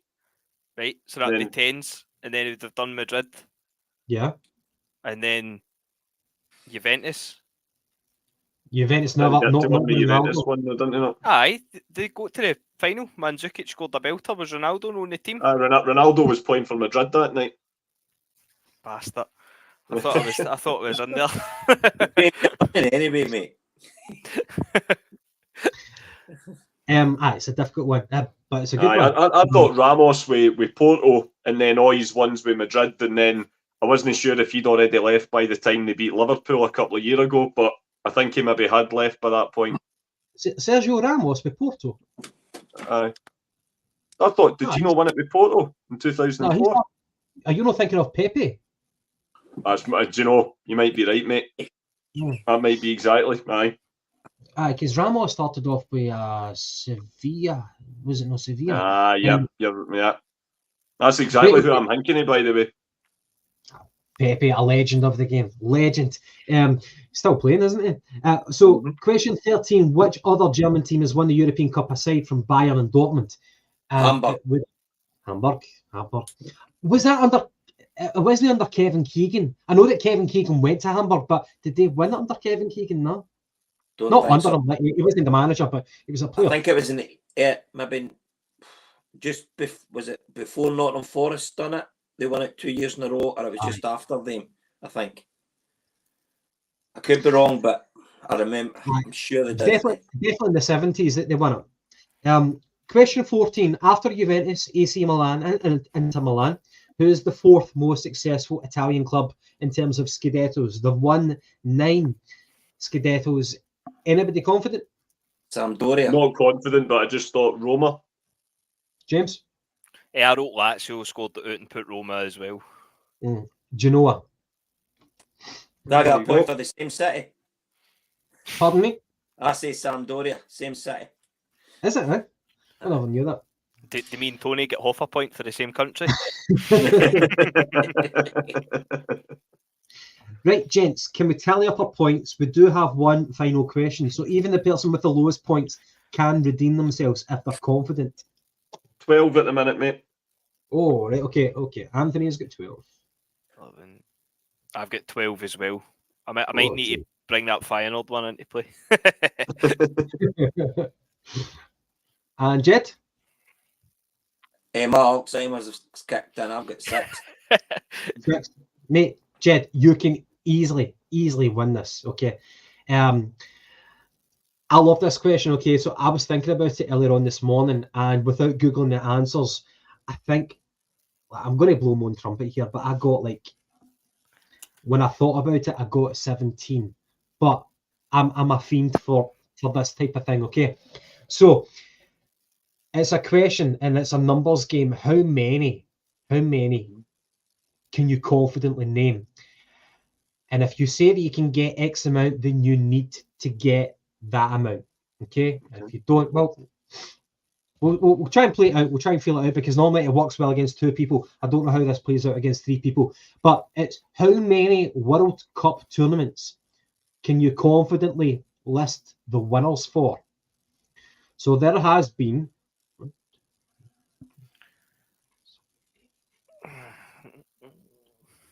What was the years?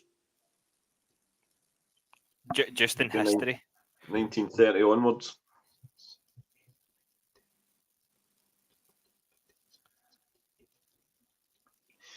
There's been 21 World Cups from 1930 onwards, as Anthony said. So that is your starting point. Now, there was, of course, during World War II, there was a break. So there was 2 tournaments that were skipped. But there's been 21 times that the World Cup has been contested. So who thinks that they can name the most World Cup winners with the year? So you can't just say Brazil have won it X amount of times. You need to actually give me the year and say the winners. It doesn't have to be consecutive. Probably works if you've got a pen and paper. I have to take a brain freeze. Have I phrased it poorly? I probably have. I've just taken a brain freeze. James is going into overload here right now. I could probably name... By the way, don't worry, I'm no Google. I'm not going to try and answer it. It's one of the... No Brazil, you know. I'd maybe want to say 14. 14, okay. You can revise that answer if you want, whenever you hear from the other people. But Jed, remember, this is the moment for you to claw it back. You're only down by 6. I'm struggling because I'm trying to go back the way. So I'm struggling. Okay. No, I'm gonna pass on this one. Did you say Tony 14? I think I could do 14. I was floating about 12, 13. I'm not sure of a couple though. I'll say 15. Right, okay, so it's became easier that Jed has effectively ruled himself out. And it's now between 2 people. So James and Anthony, you need to give a number that you can confidently do. If you want, you can trump the other person, go for a higher number. But if you're committing, if you're going to be the highest number, then you need to deliver on the numbers that you're going to promise. Right, I'll say 14. 14. We have a solid 4. Oh, Anthony, by the way, I just caught your talk there. I know that we've been on for like an hour and a half, but that's a really nice talk. Thanks, man. We Adidas Essentials can never go wrong. James, so we have 14. A shout. 14. I'm trying to think. Oh, let's go. Right, I'll say 15. Okay. Jed, for me, it's the pinnacle of the summer. It only comes around 4 times, every 4 years. Sorry, but for me, there's nothing better than whenever the weather's good and you're off work, or even better if you're on holiday and you can just watch game after game after game. I love the World Cup. What's your favourite World Cup, Jed? Without giving away the winner. 86. 86, okay. 86. The year I was born. I remember I watched. I went to Canada. I remember watching it in Manty's house. The one where Gordon Strachan scored, and he was going to jump, but he couldn't go over it. His leg up. You think a professional footballer could easily clear that height, but it was very, very warm, and he was a ginger man, so he just thought, I'll conserve my energy. Right, okay, so what have we got? Anthony, did you say 14 or did you say 15? 14, mate. I think James said 15. So you've got to say the year, and you've got to get the right winner. Is that right? You've got to say the year, you've got to get the right winner. And if you fuck up on one of them, right, then Okay. Then James and Anthony, you are tied on 12 points. James has been honest enough not to count a point for the final. Every chance that still comes into play, Gav. Don't worry about it. Okay. So, have we to write them down, or have we to say them out loud? Or... No. We're going to go with the highest. If James is garrulous enough to think that he can get more than you at 15, then he's going to have to tell me the 15 answers. It doesn't have to be in chronological order. I've written them down anyway. I've got them in front of me, so I'm just going to tick them off as he gets them right. So, James, are you locking in 15? Aye. That means 15. I love it. Okay. Right, so you can start off wherever you want. Just take your time. Right, I'll get the Uruguay won it twice. I think, well, the first one was 1930. I think they won it. I could go rank for the start. I know they won it again, but I think it was in 1950. That was a difficult one. Yeah. I just know they won it twice. How did you know it was 1950? Because I just know they won it twice. The year it wasn't a guess, because I'm not locking this in, but I think the second and third World Cups were Italy, but I'm not locking that in because I genuinely, that's somewhat a guess. But I've got 30 and 50 is Uruguay, 66 is England. Right, okay. And then, so far so good. 66 England, yes, right, correct. and then I'm going to start trying to work back the way. So the last one was Argentina. 2022. Before that, we had France. That was the France-Croatia final. Prior to that was Götze scoring the winner for Germany. Then what year am I at? 2010. 2010 was Spain, because that was the year they won the Euros as well, leading into it. 2006 was Italy. That was a Zidane final. Going to pause you right now. Hold that thought. Anthony Jink is going to get it. I think he will, yeah. Yeah. Okay, so you've went from Argentina, France, Germany, Spain, Italy. You're now at 2002, if we're going back chronologically. Right, so 2002 was Brazil. And a fantastic Brazil team. Ronaldinho, Rivaldo. Oh, my days. France 98. Yep. Right, this is where I start to get out of my comfort zone now, because America was 94. It was in America. Aye, it was America 94. I think, and as I say, this is where obviously I wasn't old enough to remember watching them, but I think 94 was Brazil. Yeah, and by the way, half my shot collection behind me is all 1994, all the international teams who competed in that tournament. So Brazil, 1994. So James, so far you've got 1, 2, 3, 4, 5, 6, 7, 8, 9, 10, 11. You need to give me 4 more correct answers. Oh, Jesus peeps. Right, so 1990, I know it was Germany, West Germany. I know that much. Right, this is where 86, would that have 86 or 82 was Maradona? I'll go 86 Argentina. Yep. Right. Yeah. By the way, I'm starting to remember them all now. See, when you started the names, it all came back to me. Right, how many am I on now? So I think you've got 1, 2, 3, 4, 5, 6, 7, 8, 9, 10, 11, 12, 13. You need to give me 2 more correct answers. At the moment, your left is at 1986. Oh, James, I can help you out in order to. I honestly, By the way, for Red Scotland here, Celtic were pish in the 90s, but world football was so good. I felt for me, in the 90s, football was brilliant. It was just at that stage of globalization, but it wasn't whenever football became too dirty. It was just the pinnacle in the 90s for me. But other people would say the 70s, the 80s, I don't know, the 60s. So where am I? 82? You're now on 82. Want me to tell them where it was? Yeah. The venue. Spain. It was in Spain. Like, I'm going to get back. The North of Ireland qualified for that tournament, didn't they? Yeah. Mm-hmm.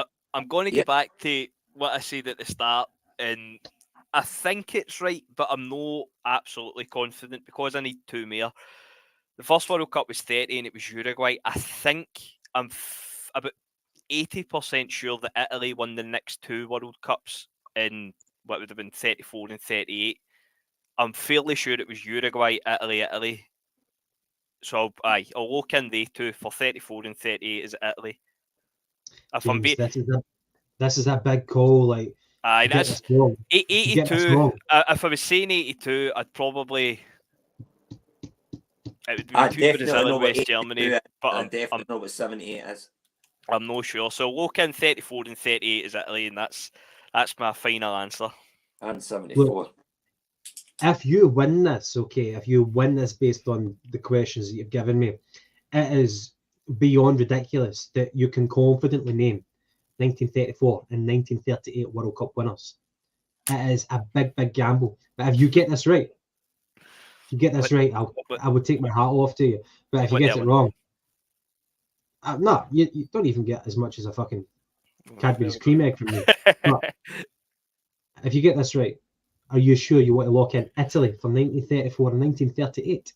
That's what I'm going for. I'm sure it was Uruguay, Italy. The 82, if I was guessing, I would go either West Germany or probably Brazil, but I don't know. But I'm fairly sure, as I say, 78% it was Uruguay, Italy. Well, to build the suspense, I'm just going to stroke my beard for a bit here. You got a license for that? James, you're bang on. You've got 15. You've got 15 out of 15. Well done, mate. Well done, mate. Who was 82? Italy. Paolo Rossi. No, as I say, that's how we are for my time, man. And Argentina. James, that was really, really good. Well done, mate. Well done. Especially for the youngest guy in here. That's exceptional. Well done. Franz Beckenbauer, he won it as a player in 1974 for West Germany. Mario Zagallo, who won it both as a manager and as a player. Mario Zagallo won it in 1958. Brazil won it again in 1962, although Pelé was kind of injured for part of that tournament in 1962. And of course, Brazil, one of the most famous World Cups was Brazil 1970. It wasn't staged in Brazil, but the Brazilian winners in 1970, that was that goal where like they passed it and passed it. And I think, what was the guy's name? It was like a fullback who scored Carlos Alberto. Yeah, Carlos Alberto. Thank you, mate. Thank you. Right, okay. So that concludes the quiz. Well done, James. Well done. You get street cred for that, and we're going to get By the way, guys, on another note, I've just seen a score tonight. Leeds United got pumped 4-0. Does that mean that Leicester are now winners? Or Leicester are guaranteed up. Interesting. And Dundee United have won the Scottish Championship after drawing with Airdrie. Big Jim bringing Dundee United back up. Jim had a bit of a tough time after he left St Mirren as a manager, where he was cushy, but it didn't go well for him at Aberdeen. And I think he took over Dundee United. They get relegated, and then he's brought them back up. I think there's certain clubs who I like to see in the top flight. Same with England, but I like certain teams like of an historical nature. I like Leeds, I like Nottingham Forest to be in the top flight because they've got gravitas, they're established clubs. And even Dundee United, I think they should be in the top flight for Scotland. Even teams like Dunfermline, I think Dunfermline have got a fantastic fan base, and they've obviously got history as well. So I think there's certain teams who, obviously, you get sporting meritocracy, the best days up, and the worst goes down, and teams will yo-yo. But I think, there's certain teams who I like to see kind of stay up anyway.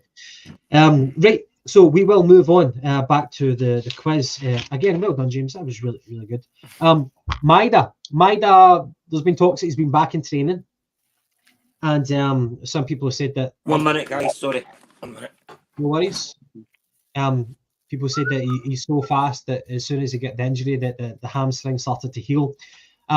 We've seen this season players come back a wee bit too early, and they're put in too early, and it bites us in the backside, and they have to go back on the the injury table. Anthony, how do you feel about the news about Maeda? Are you taking it with a pinch of salt? Because whenever you hear that, everybody's automatically thinking about him in the matchup against Tavernier in the Celtic Rangers game, because that will be a crucial one. Now, we love to slate Tavernier to say that he's shite anyway, and he's getting old, he's getting slow, and their own supporters are saying that. But surely there's a bit more to it. Like, if we really want Tavernier back, if we really want Maeda back for the game, then it goes to show that people still kind of fear Tavernier to an extent in the game. So my question is not about Tavernier, but it's about Maeda and about throwing people back in too early. What's your thoughts on it? I wouldn't, like you say, we've had our fingers burnt with that a few times so far this season, Gav, but I don't know, maybe he's just some kind of freak of nature, but Maeda does seem to be one of these players that can recover from injury, pretty quickly.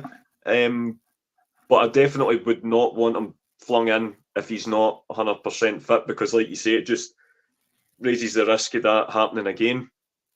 But I think it's a two-pronged thing. There's obviously, we always want him out in the left because it like we say, it nullifies the threat of the balls coming in from Tavernier, especially when he does that, kind of big gallop forward. But I think it's also with the fact that Tavernier always has a torrid time against Maeda. We've seen it again there in the game at Ibrox.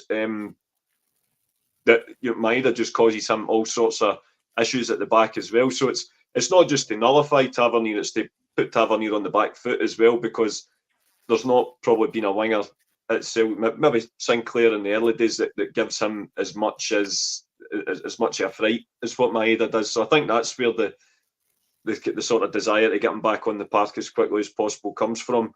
I wouldn't be necessarily confident flinging Yang into the some of these big games coming up, and I think Nicholas Kuhn's doing great on the right at the minute, so that's where I would start him. So if there is a way where we can safely and with a minimum of risk get Maeda on the park, then that's where I would definitely have him back. Thanks for your thoughts on that, Jed. Now, whenever players are injured, the manager in modern day football, it looks like they're talking to their sports science guys in the physios, and they get an estimation of when this player will be fit, and they go on that evidence. There was I think it was very recently, Roy Hodgson threw in one of their wingers. It's either Eze or Elise, one of them, one of their top players, Crystal Palace. Obviously, Roy Hodgson is now kind of departed the scene, but Eze or Elise, they were injured and they were coming back, and Roy Hodgson threw them back into one of the following games, and it was a crucial game, and he did it on the advice of the sports science guys, and the guy pulled up halfway through with a hamstring injury and had to come back off, and Roy Hodgson said, well, I did it on the back of the advice of the people that we employ, who are meant to know these things. And that's what gets me worried. What do you think of Maeda right now? I know that Maeda is a phenomenon in terms of his athleticism and how he's impressing people of coming back from injury whenever you thought he was out. But I get nervous about the over-eagerness to throw him back in. We threw in Callum McGregor at Ibrox there in the second half, and it backfired. And even in the following game, he still wasn't fit enough to start the game. He was back on the subs bench again. And that just showed that we had misjudged his readiness. So what do you think of Maeda, about our eagerness as fans, and maybe even the manager to throw him in when we need him? Because every game is pardon the cliche, but every game is a final right now in terms of the league. So there's an importance of Maeda. There's a reliance on Maeda. It's ironic because Maeda's, before under Ange, when we had more options, he wasn't indispensable, but now he's almost becoming indispensable. So what do you think about the danger of throwing him in too early and it coming back to bite us in the arse? What's your opinion on that? Well, I think he's indispensable against Rangers because of what Anthony said, and we've all said it, he nullifies Tavernier. The good thing is we've got 2 games before that, and we can bring him on for, if he is fit for the weekend, for 15-20 minutes to go over the next 2 games. If the results go our way, we could bring him in. It's not as if we're playing Rangers this weekend, but I do think we're going to have to take a chance with him against Rangers because of what he does for the team as a whole. He nullifies one of their biggest threat in the team, Tavernier, going forward on the set pieces. James, a lot of jeopardy in this one. Where do you stand? With the Maeda thing, I think Rodgers said that he won't be in the squad for the weekend. The following week, I'd like to see him come off the bench for the last half an hour or so. I agree with Tony. I don't think it's a case that we fear Tavernier. It's just that he is their main man for goals and assists, really, creating them. So if he's preoccupied with Maeda, keep him up that end of the park. And we've seen even just as recently as Ibrox in the first minute that Maeda can get joy at him. So by all means, and look, I am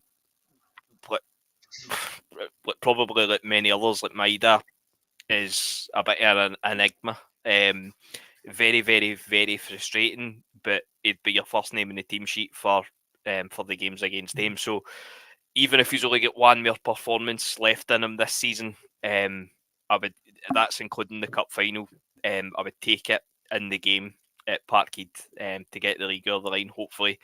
And to be honest, I think probably based on current form, outweigh that game. You could probably argue that he wouldn't be in the team anyway. I think James Forrest, and I know I've kind of had a laugh with the comments about Rodgers and the best wing at the club's thing, and I know he touched on it in his press conference today. And look, I stand by what I said. If he's the best wing at the club, he should be starting every game.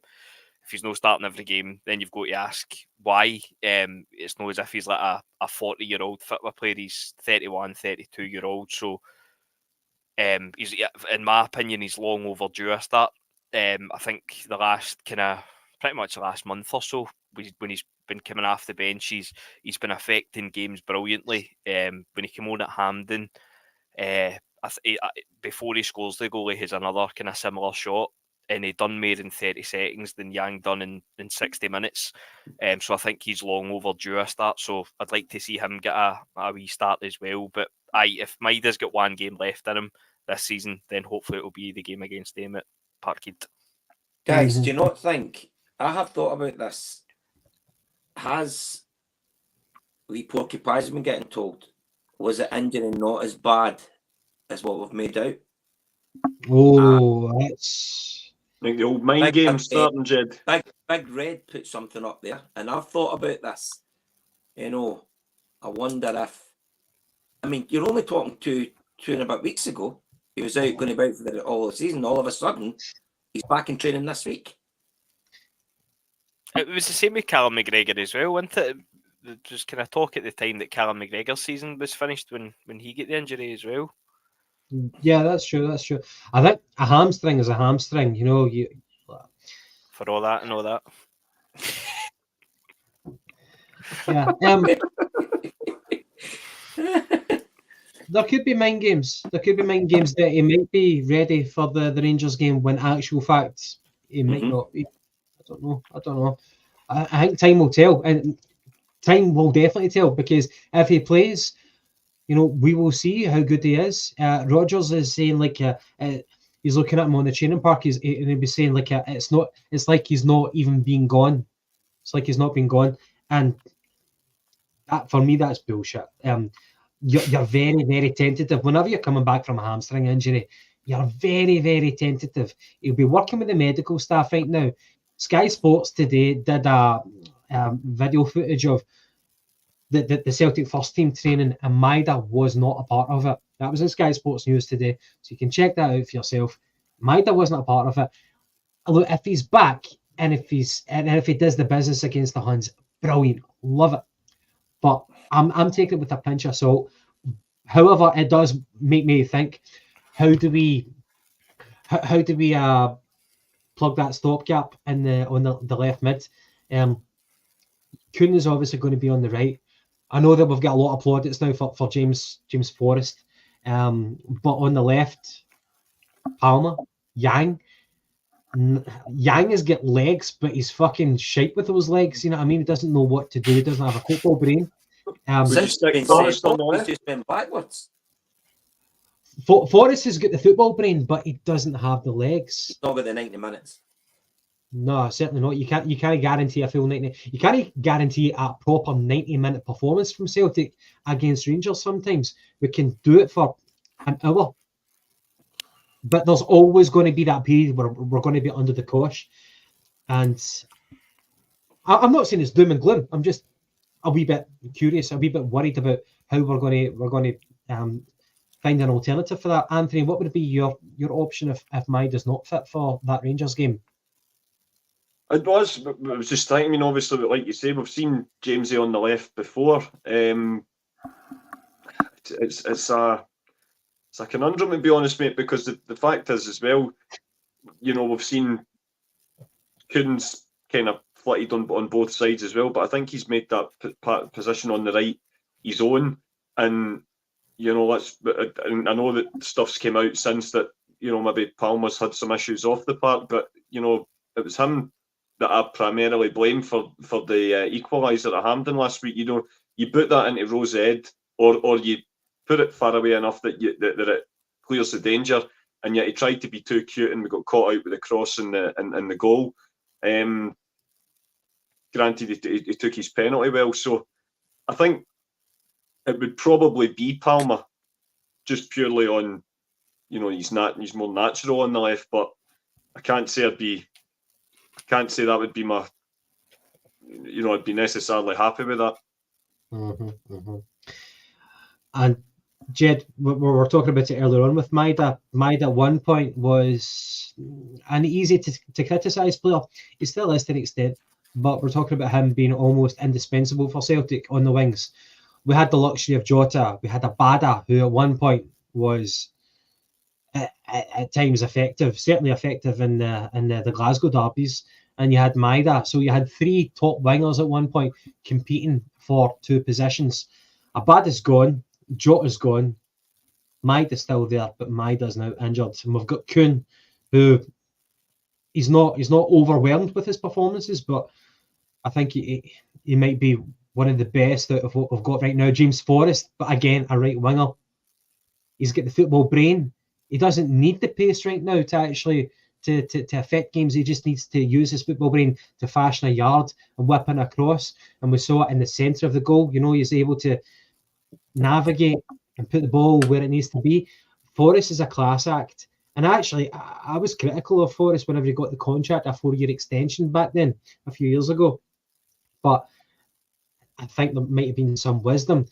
We never knew that the quality would have went down that much, which made Forrest's assets important.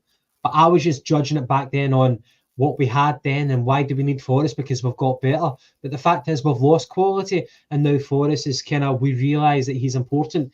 But at the moment, you know, Maeda is touch and go whether he's going to be fit for the Rangers game. We've got Kuhn and Forrest vying for position on the right. Who would you go for on the left? Well, I think the next two games we can do without Maeda. I would go Palmer tomorrow, and if things aren't working out, we have got the luxury. We could bring Forrest on. That's what but I do believe 100% we need Maeda back for the Rangers game, just because of what he's capable of doing in that game. It's daft that we're thinking more of a defensive side rather than a wingers thing. Do you know what I mean? It's a bit crazy. We all said weeks ago he wasn't playing well. We've all said, but he needs to start against Rangers. Mm-hmm. It's because of what it gives the team in that game. So I'm not worried about Sunday. I'm not worried about next Saturday against Hearts, because I do think we have the squad to take care of that. And if need be, if he's not fit for the Derby game, we're at home, so we've just got to hope we can take that to our advantage, who's ever playing in his position.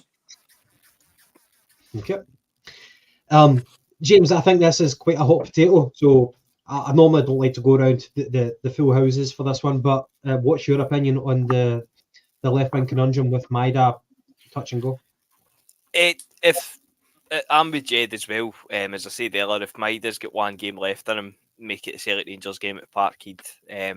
But if Maeda's no going to be fit, then for me, the first, in terms of the wingers anyway, the first name in the team sheet based off current form has got to be James Forrest.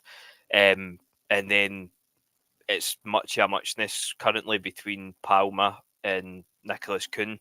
One of the two. Yang, send him to the B team or something. I could not want to see him again this season. So that would be it for me. It'd be Forrest, Palmer, Kuhn. I'd rather have Rocco Vata on that list or Yang. Honestly, just as I said on Wednesday, I just don't see it with the boy. But James Forrest deserves a start. He's done more than enough to merit a start. Palma, I like. I've defended before, kind of similar to Haksabanovic, who I defended as well. I think there's quality there. I think it's maybe I don't know, there's a kind of like a galley streak in him. And I think that was kind of on show the semi. As I say, I think it was Tony that said earlier, launch the ball into Rose's head and the game's done in 90 minutes, or was that 120 minutes? I can't remember now, but so he's not been great in what we've seen him since he came back, but I genuinely believe that there is a player in there, based off what we've seen at the start of the season. But definitely James Forrest starts, and then it's either or Palmer or Kuhn. Okay. Guys, I'm very conscious that we're close to the 2 hour mark, and we've actually the viewing numbers have increased. So thank you to everybody who's watching right now, and I'm not intending to wind this down. I just want to acknowledge the fact we're 2 hours in, and I appreciate you guys being engaged in this. I really, really do, because of the fact that I've actually got a few more talking points, and I don't want to take the piss and take too long of your time right now, because I know it's a Friday night and people have got dinner to eat. But there's a couple of kind of points that I wanted to ask. One thing is about, and I'll try not to labour too much on this point, but the one thing I notice is obviously Jurgen Klopp is leaving Liverpool right now, and what he's done with Liverpool is he has built a really, really successful team. They've won the league, they've won the Champions League. However, he's at that rebuilding job, and the kind of triumvirate of Firmino, Salah, and Mane are gone. Only Salah is still remaining, and he'll probably be gone in the summer off to Saudi Arabia. And I think that's probably the right option. But without labouring on Liverpool, it's the example of a manager, and it kind of harks back to the word that we probably hate, project. But I think project is quite appropriate for the point I'm making. A manager builds a team and say he gets success, kind of like Ange did, like Martin Neal did, Gordon Strachan did. But after that team has achieved success, you need to rebuild. Even Jock Stein had to do a rebuilding job, bringing the Quality Street gang. It's dangerous to stick with the same people who've got you that success, because you need to keep motivations high. Competition needs to be high. And whether you like it or not, you need to make harsh decisions. And I think that what Jurgen Klopp and Liverpool are experiencing is that they've started to kind of transition to that rebuild. But keeping the same manager to do that in modern day football is harder and harder and harder. And I think in modern day history with Celtic, Martin O'Neill left at the right time. Obviously, he left for personal reasons, but I don't think we would have seen Martin O'Neill be able to successfully rebuild a Celtic team. We needed a new manager. Gordon Strachan did that. Obviously, there was financial motivations with that as well in terms of downsizing, but I don't think you could have kept the same manager to oversee that rebuild. Ange left because he saw a better opportunity footballing-wise, not passion-wise, not history-wise, but Ange left for his own reasons, and now we've got Brendan Rodgers. And I wanted to ask you guys, is it more difficult nowadays to expect a manager to oversee a rebuild if he's already built up the previously successful team? or do you think it always demands a new manager? Anthony, I think you're following how I've phrased that question. What's your thoughts on that? Is it a time for projects, a time for new managers? For that, once the cycle's gone, a new manager has to come in, a new outlook, a new motivation. What's your thoughts on that? I think the new manager, I mean, it's not impossible to do it with the same manager. I mean, and this is probably unfair because I'm about to, cite probably the two most influential in British football in the last, 20, 30 years. But, Sir Alex done it, and Guardiola's done it at Manchester City as well. I think, and you could argue this is probably where, but where I would always say it's easier with a new manager because he's got to have his own ideas. Problem is, certain new managers got to be allowed to stamp his own, put his own stamp on things. And this is where I argue that Brendan's got to take a lot of credit, because this is essentially Angie's team. They were the vast majority of those players were bought and designed, to play it for a specific system that Ange wants to play. He's obviously went off to Spurs, and that's fair enough. But I think there's been a whole, and it's not to say totally blameless. Obviously, you've got your Lager Bielkas and that have come in, and the manager's just totally not fancied. But I think what we've seen this season is what happens when you have scouts and a recruitment department that are more interested in the bottom line rather than the manager's wishes, so to speak. And I'm hopeful that with Matt Lawwell going out the door, that's the start of some sort of change where the manager, Brendan's going to actually get the support that he deserves. I always think, as I say, it's not impossible to do it, Gav, but I think it is easier with a new manager because, like as you've said, and you're sort of making the point there, it's a new voice, and people have just got to get with that project, but it's got to be married up. But the problem that we've done this season is we've replaced Ange Postecoglou, quality manager, by bringing back Brendan, whose qualities aren't up for debate. He's proven himself not just at Celtic but elsewhere. But they've basically says, okay, play your style of football with Angie's players, and here's another glut of signings as well. And because he's not been, what I would say, there's obviously not been that universal love when he came back in 2016 as well. He's been caught between a rock, a hard place, and probably something else in between as well, trying to manage all of that. And we've seen that the negative effect that has on the park.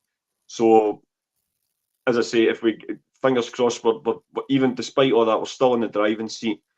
And if we can get over the line, I think it's absolutely imperative that the people in charge at Celtic, whether there is change in the boardroom or elsewhere over the summer, that they've got to listen to what the manager wants and allow the manager, and I know that sounds crazy, but let the footballing men at the club run the footballing side of things, because we've seen the evidence is there from all different eras. When you allow football people to run the football operations at Celtic, the success speaks for itself. You look at Ange and all the success he had. Martin O'Neill had that same type of authority over footballing affairs at the beginning, and we've seen what that did. And obviously Big Jock as well, and everything in between all that, despite some of them being legendary figures at the club, like your Billy McNeils of this world and others. We've seen what happens when men that don't know about football trying to overrule the men that do. So absolutely imperative that the manager's backed the way he wants to be backed in the summer, because he'll have earned it. Yeah, I totally agree with that. Brendan Rodgers needs to be given the authority to make the changes that he sees are required for this team. James or Jed, either of you, what can I follow on with that? The curious thing about this Ange team, which obviously were a double and then a treble, the curious thing is that it's not a particularly, on aggregate, an aging team. Joe Hart, of course, he's one of them, but he's leaving. He makes it easier for us. Carl McGregor, he's like 30, 31. But overall, it's not a particularly aging team. But to an extent, we need new blood, but we need good characters as well, and good quality. Another casualty perhaps might be Kyogo. Kyogo's now 29 years old. He looks a young pup, but he's not quite a young pup. He could be a casualty of the breaking up of a successful team. And we've spoken about how managers take on projects now. You no longer have a Sir Alex Ferguson who's got a total monopoly on the club and the authority for an extended period of time.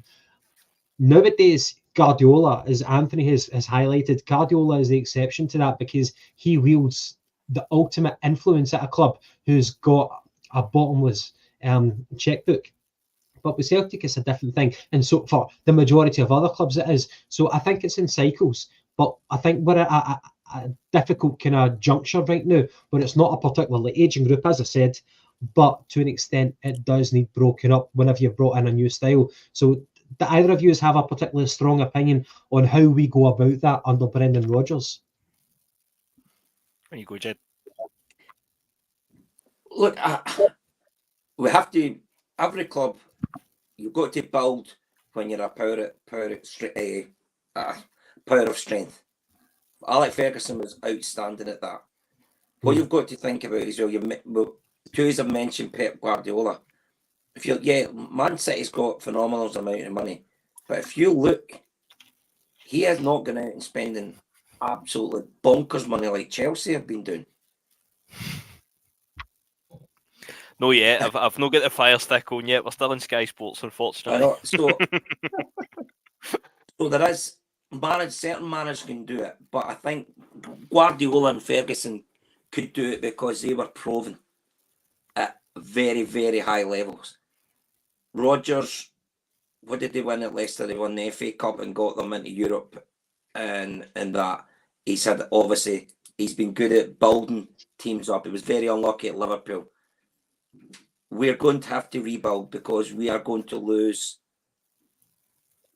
probably 2-3 of what you would call our first team players, and that's not even including Joe Hart. I think we're going to lose Kyogo. I think we're going to lose Matt O'Reilly.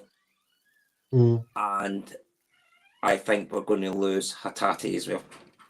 So we are going to have to really build a new team.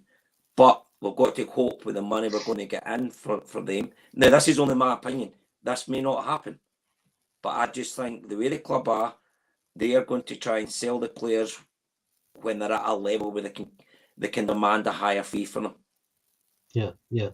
So Rodgers has got to be given the power to bring in who he wants. And I think we'll find out next year whether he has or not.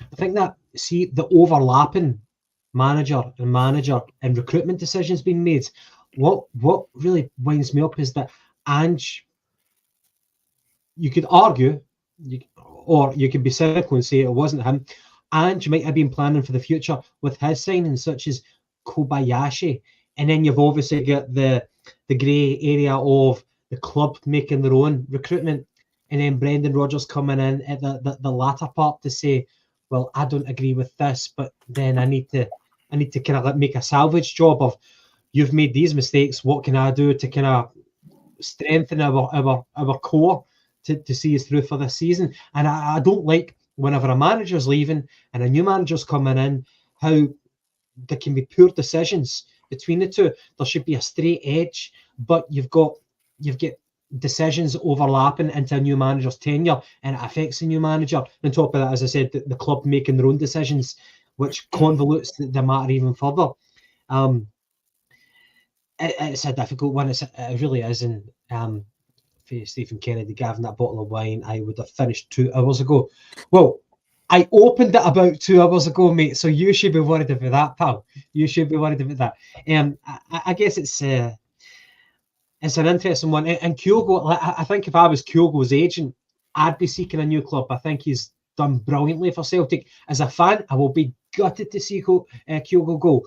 I'll be gutted to see Matt O'Reilly go. But I think, again, for his career trajectory, he probably should leave. But as a fan, I don't want to see him leave. And Rio Hatate, we saw the void of creativity in the middle of the field whenever had Hatate, and whenever he came back, we were wet with anticipation.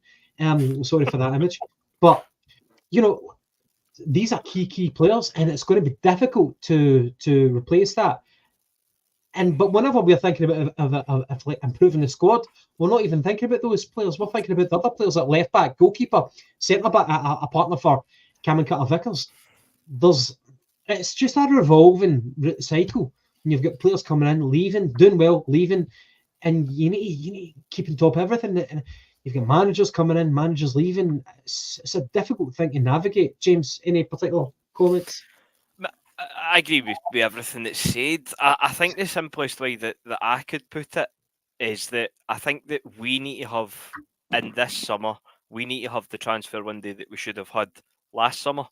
It feels to me that, look, I know this goes back to the whole spoiled thing in terms of if we win the league and hopefully going and do a double.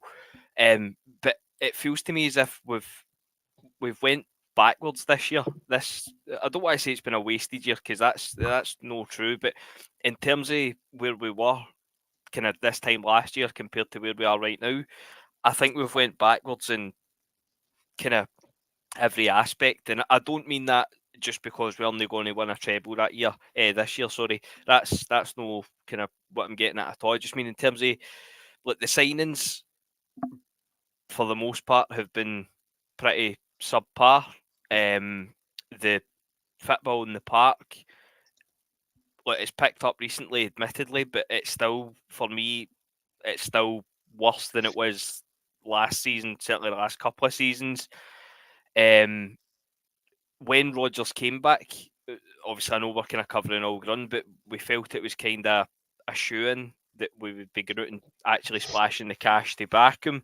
That did happen, and we signed project after project. So I know, as I say, we are kind of covering all ground, but we're talking about rebuilds and things like that, and it shouldn't have, and it was totally avoidable. It didn't need to be a rebuild in the summer, and I totally agree it will be. Personally, I think Hatate will stay just because he's been injured this year. I think we'll get another year out Hatate.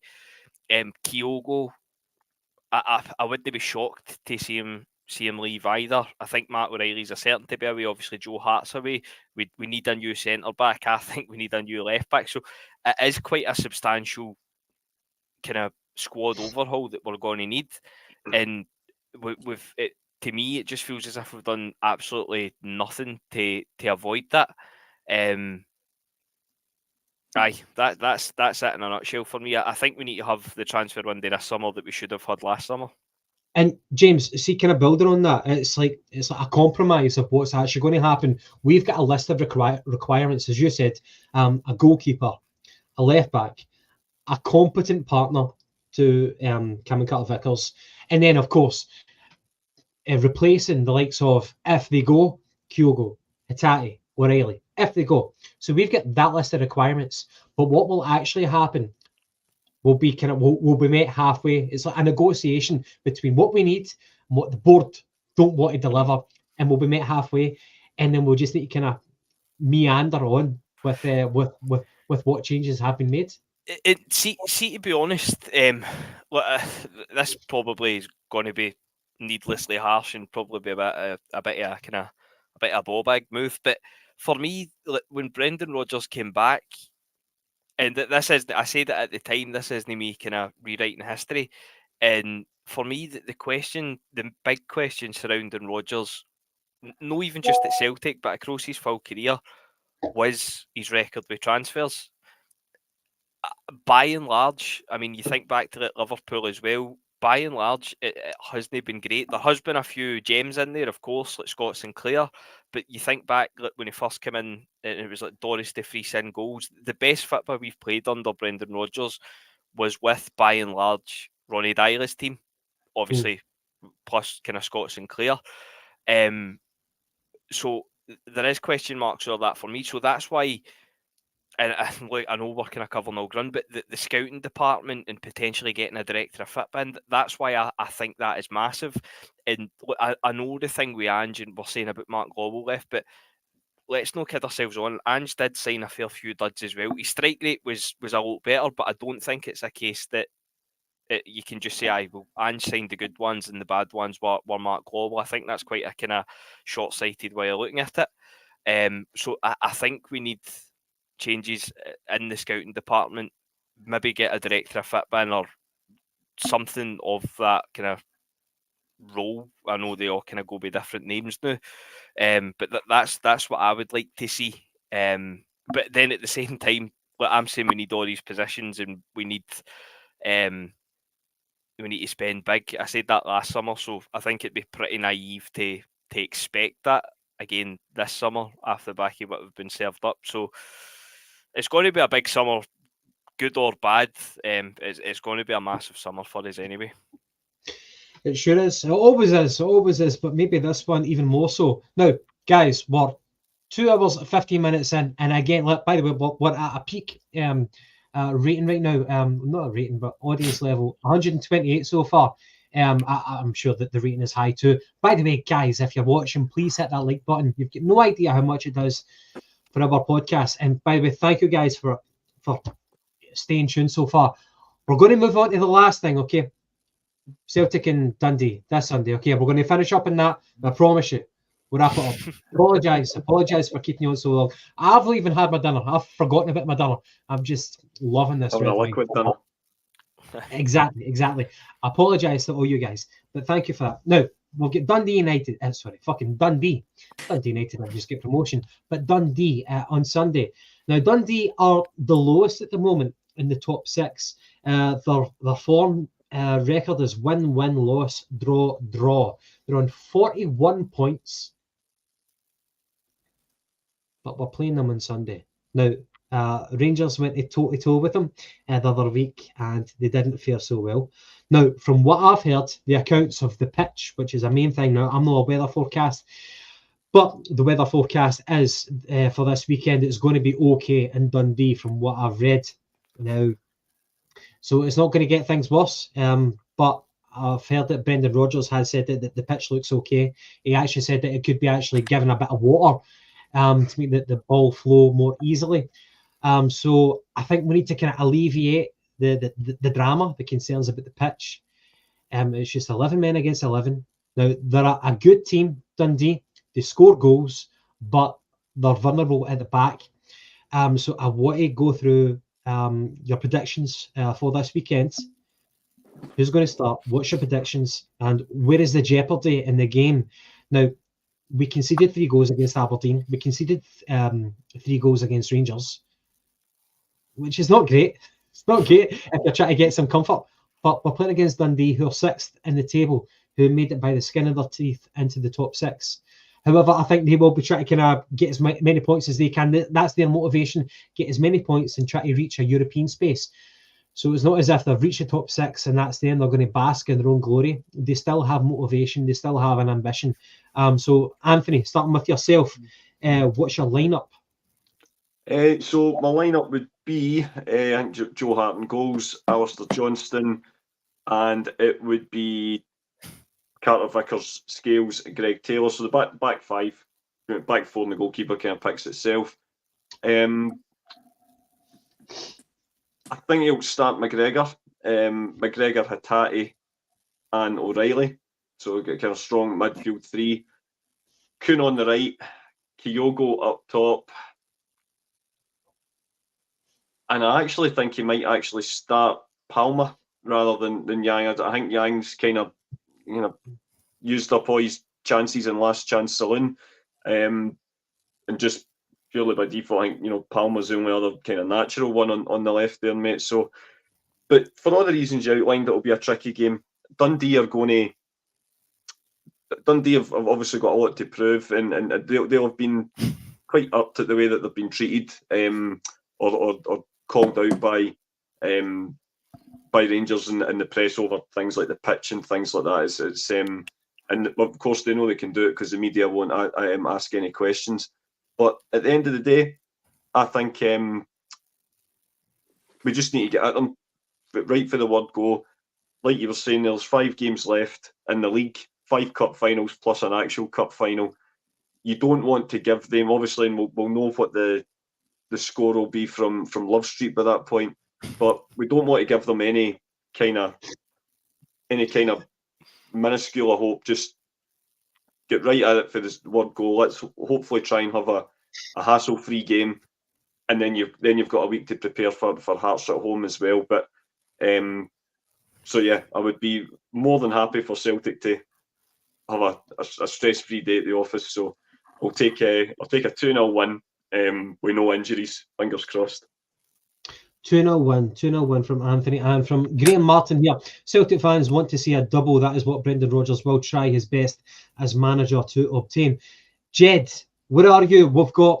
Tell me if you disagree with Anthony's lineup. He's got Hart and goals, AJ, Cameron Cutler-Vickers, Scales and Taylor.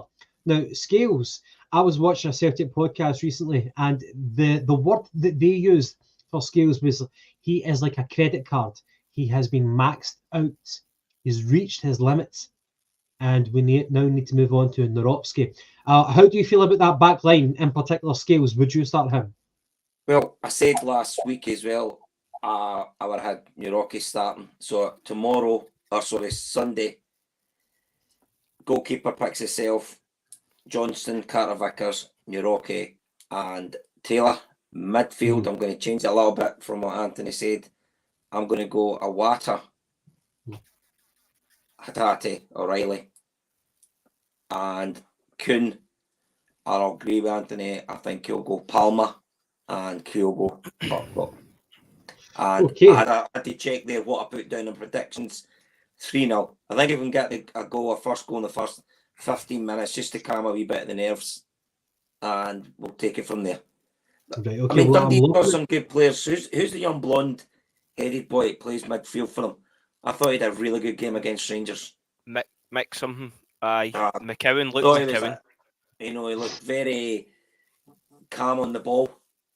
So he did. So he'll be up for it. He'll be obviously putting himself in the shop window. But guys, listen, let's be honest. If we play at potential, we should win.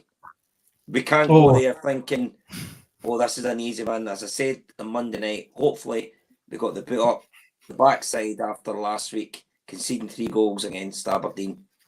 Fair enough, I know it was over 120 minutes. But yeah, I'm confident we're going to do it on Sunday. And a good observation from Stephen Tomlinson there, who has given us some airtime here. Anthony and James are matching in their fashion attire. Now, I'm loving the confidence here from Anthony and Jed so far with the clean sheets. We've got a 2-0 and 3-0. Jed would here comes the harbinger of doom. Jed would scrap Scales for Miovski. He would obviously, without beating around the bush, he would drop Callum McGregor and put in Awata. And I think you agreed with Palmer in ahead of Yang. Brendan Rodgers, he's got a tendency for favourites, and we don't know what he sees in Yang, but he's been persevering with Yang. So, James, over to you. Do you disagree with the back four of Scales? Basically, that's the most contentious option at the back. Do you disagree with that? Would you put in Miovski? No, I'd put in Miovski.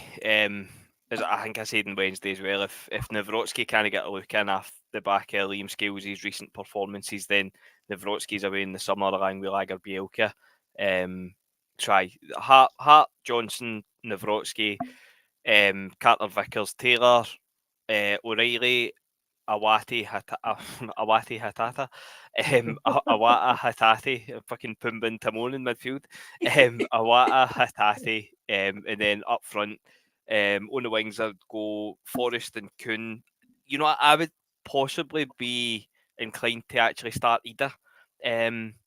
I just think it would probably be a bit of a tricky pitch, and I think Dundee's quite a big kind of physical team, and I think Kyogo sometimes has a tendency to go missing in games until he inevitably scores right enough. But I think I'd be inclined to go Maeda up front, to be honest.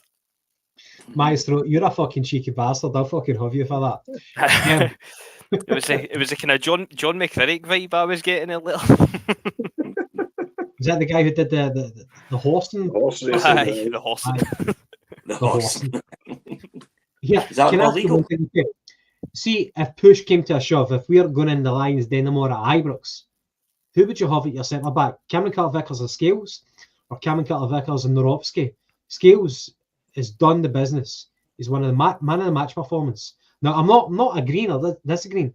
I'm just like people are saying Scales has been maxed out. You know, put in Miovski, but when has Miovski overwhelmed you in a performance? When has he actually won man of the match? When is it you're like, that's why we signed him? Now, Scales has got limited ability, but sometimes when your back is to the wall, you know who you can count on. Scales, very, very limited ability, very, very laboured the ball pass out from the back. But if back's to the wall and the Lions, then really, who would you put your mortgage on? CCV and Miovski or CCV and Scales to get you a result when you really fucking needed it? Now, James, you can shut up because I know you're going to give me a cheeky answer. Anthony, you can answer that question. CCV and Scales for me this year, mate. But that can't be the partnership from the summer onwards. I think, as James was saying earlier, I think we absolutely need to invest in that back line. But for the moment, I would say CCV and Liam Scales. Right, okay, I think I made my point. James, what is your prediction for the game? And don't waver from that question. I, to be honest, I can't remember what I actually put in the predictors. I think we will concede. I'll go 3-1. I know that we're not playing Rangers tomorrow, but every game is Sunday. We're not playing Rangers on Sunday, but every game is a cup final. It's a must-win.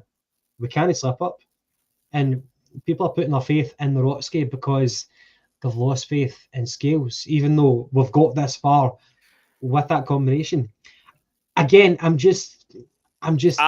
I think that's unbelievably harsh on Miovski because he's no really set a fit Rang when he's had a chance. And if Scales, if you can't drop Scales now, then when is he ever going to get dropped? You would just be playing favourites. The one pairing. Sorry, sorry, Jed, forgive me. The one pairing that you don't want to fuck about with is centre back. And now we're at the most critical point of the season. And now we start tinkering with a guy who's not proven himself in this season. Miovski, good money was spent for him. He looks like he takes a risk with the pass. I like that fact. But he's not proven himself. And this is the critical point of the season. And now we're going to start tinkering with a guy who is now out of fashion. Do you really want to take that risk? Sorry, Jed. Well, we've not even mentioned another centre-back who has never been on a losing team in the league. I don't think they've conceded a goal when he's played. Lager Bielka. But for some reason, he's not even in the squad. Mm. Now, obviously, we don't see what's going on in the training ground. But look, Gavin, what you said there and what Anthony said as well, that's a very good point about if we were playing Rangers, who would we have? Because Scales has been the mainstay of the defence. So it probably would be better going with what you know. So I'll take that back. I've changed my opinion. So I will go for Scales starting on Sunday. There you go. See, I'll back down and no problem. Oh, there you go. There's only one A's, right? That's the 3 E's rang then. So Right. Anyway, guys, we've been on for 2.5 hours now. I really enjoyed it. So thank you for. I know the neighbour's going to go mental when she finds out I've been using her Wi-Fi again. Oh, my days. You need to start paying your own Wi-Fi bill, mate. That's fucking terrible. Right, for Big Red, good show tonight. As per love the quiz, I wanted a big poster saying 3 points, but I'm greedy and would look for a few more goals. Don't know how they're going to go earlier on. Guys, for everybody in the comments, thank you so much for contributing tonight. I know it's been a long haul. It's been a marathon, 2.5 hours. We've got 129 people engaged right now. Thank you for that. We will be back on Monday night. So hopefully we can talk about a victory against Dundee and looking forward to the following game. But you know, it's like each game, let's get jeopardy in it. You can't make a step wrong because otherwise, you know, it changes the complexion of the title running. And that's the fascinating thing because we've not had it for so long, a proper title race. And that's what we've got. Whether we've been masters of our own downfall or not, we are where we are right now. And we've got that excitement. And that's, I think we do enjoy that as fans, whether we want to admit it or not. But we'll be back on Monday. Guys, have a great weekend. Enjoy your Sunday especially. But thank you very much. A lot of love, and we're going to exit. Any final thoughts for anybody? A Jerry Springer moment. What have you learned? What have you learned? Anybody? No? That James's World Cup knowledge is sensational. But and also again, just to thank everybody for you know, like say one thing was at 1:30. I think we peaked at one point there, mate. So great numbers for us. So thank everybody for their support and tuning in and getting involved in the discussion.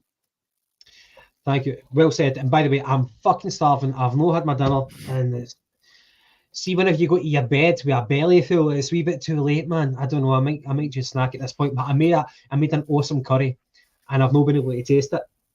So I don't know. Decisions. I might just drink more red wine. And I'm going to watch The Sopranos. That's what I'm going to do. More red wine and Sopranos. That'll be the rest of my night. Nice. Me, Jed's got a cup of Ovaltine waiting with a wee hot water bottle, so that's Guys, seriously, I'm done, and I've been see the amount of driving I've been doing this week and early starts. I'm feeling it tonight. Jed, you've been brilliant. You've been wonderful, and you've got golf tomorrow. Is that right? Yep, 10-9 the first tee tomorrow. Jesus God. When is Rory McIlroy going to win that fucking elusive Masters? He's not. Okay. Well, that settles it. Anyway, to the viewers, thank you so much. Hail, hail. Have a brilliant weekend and a great Sunday. We'll be back on Monday.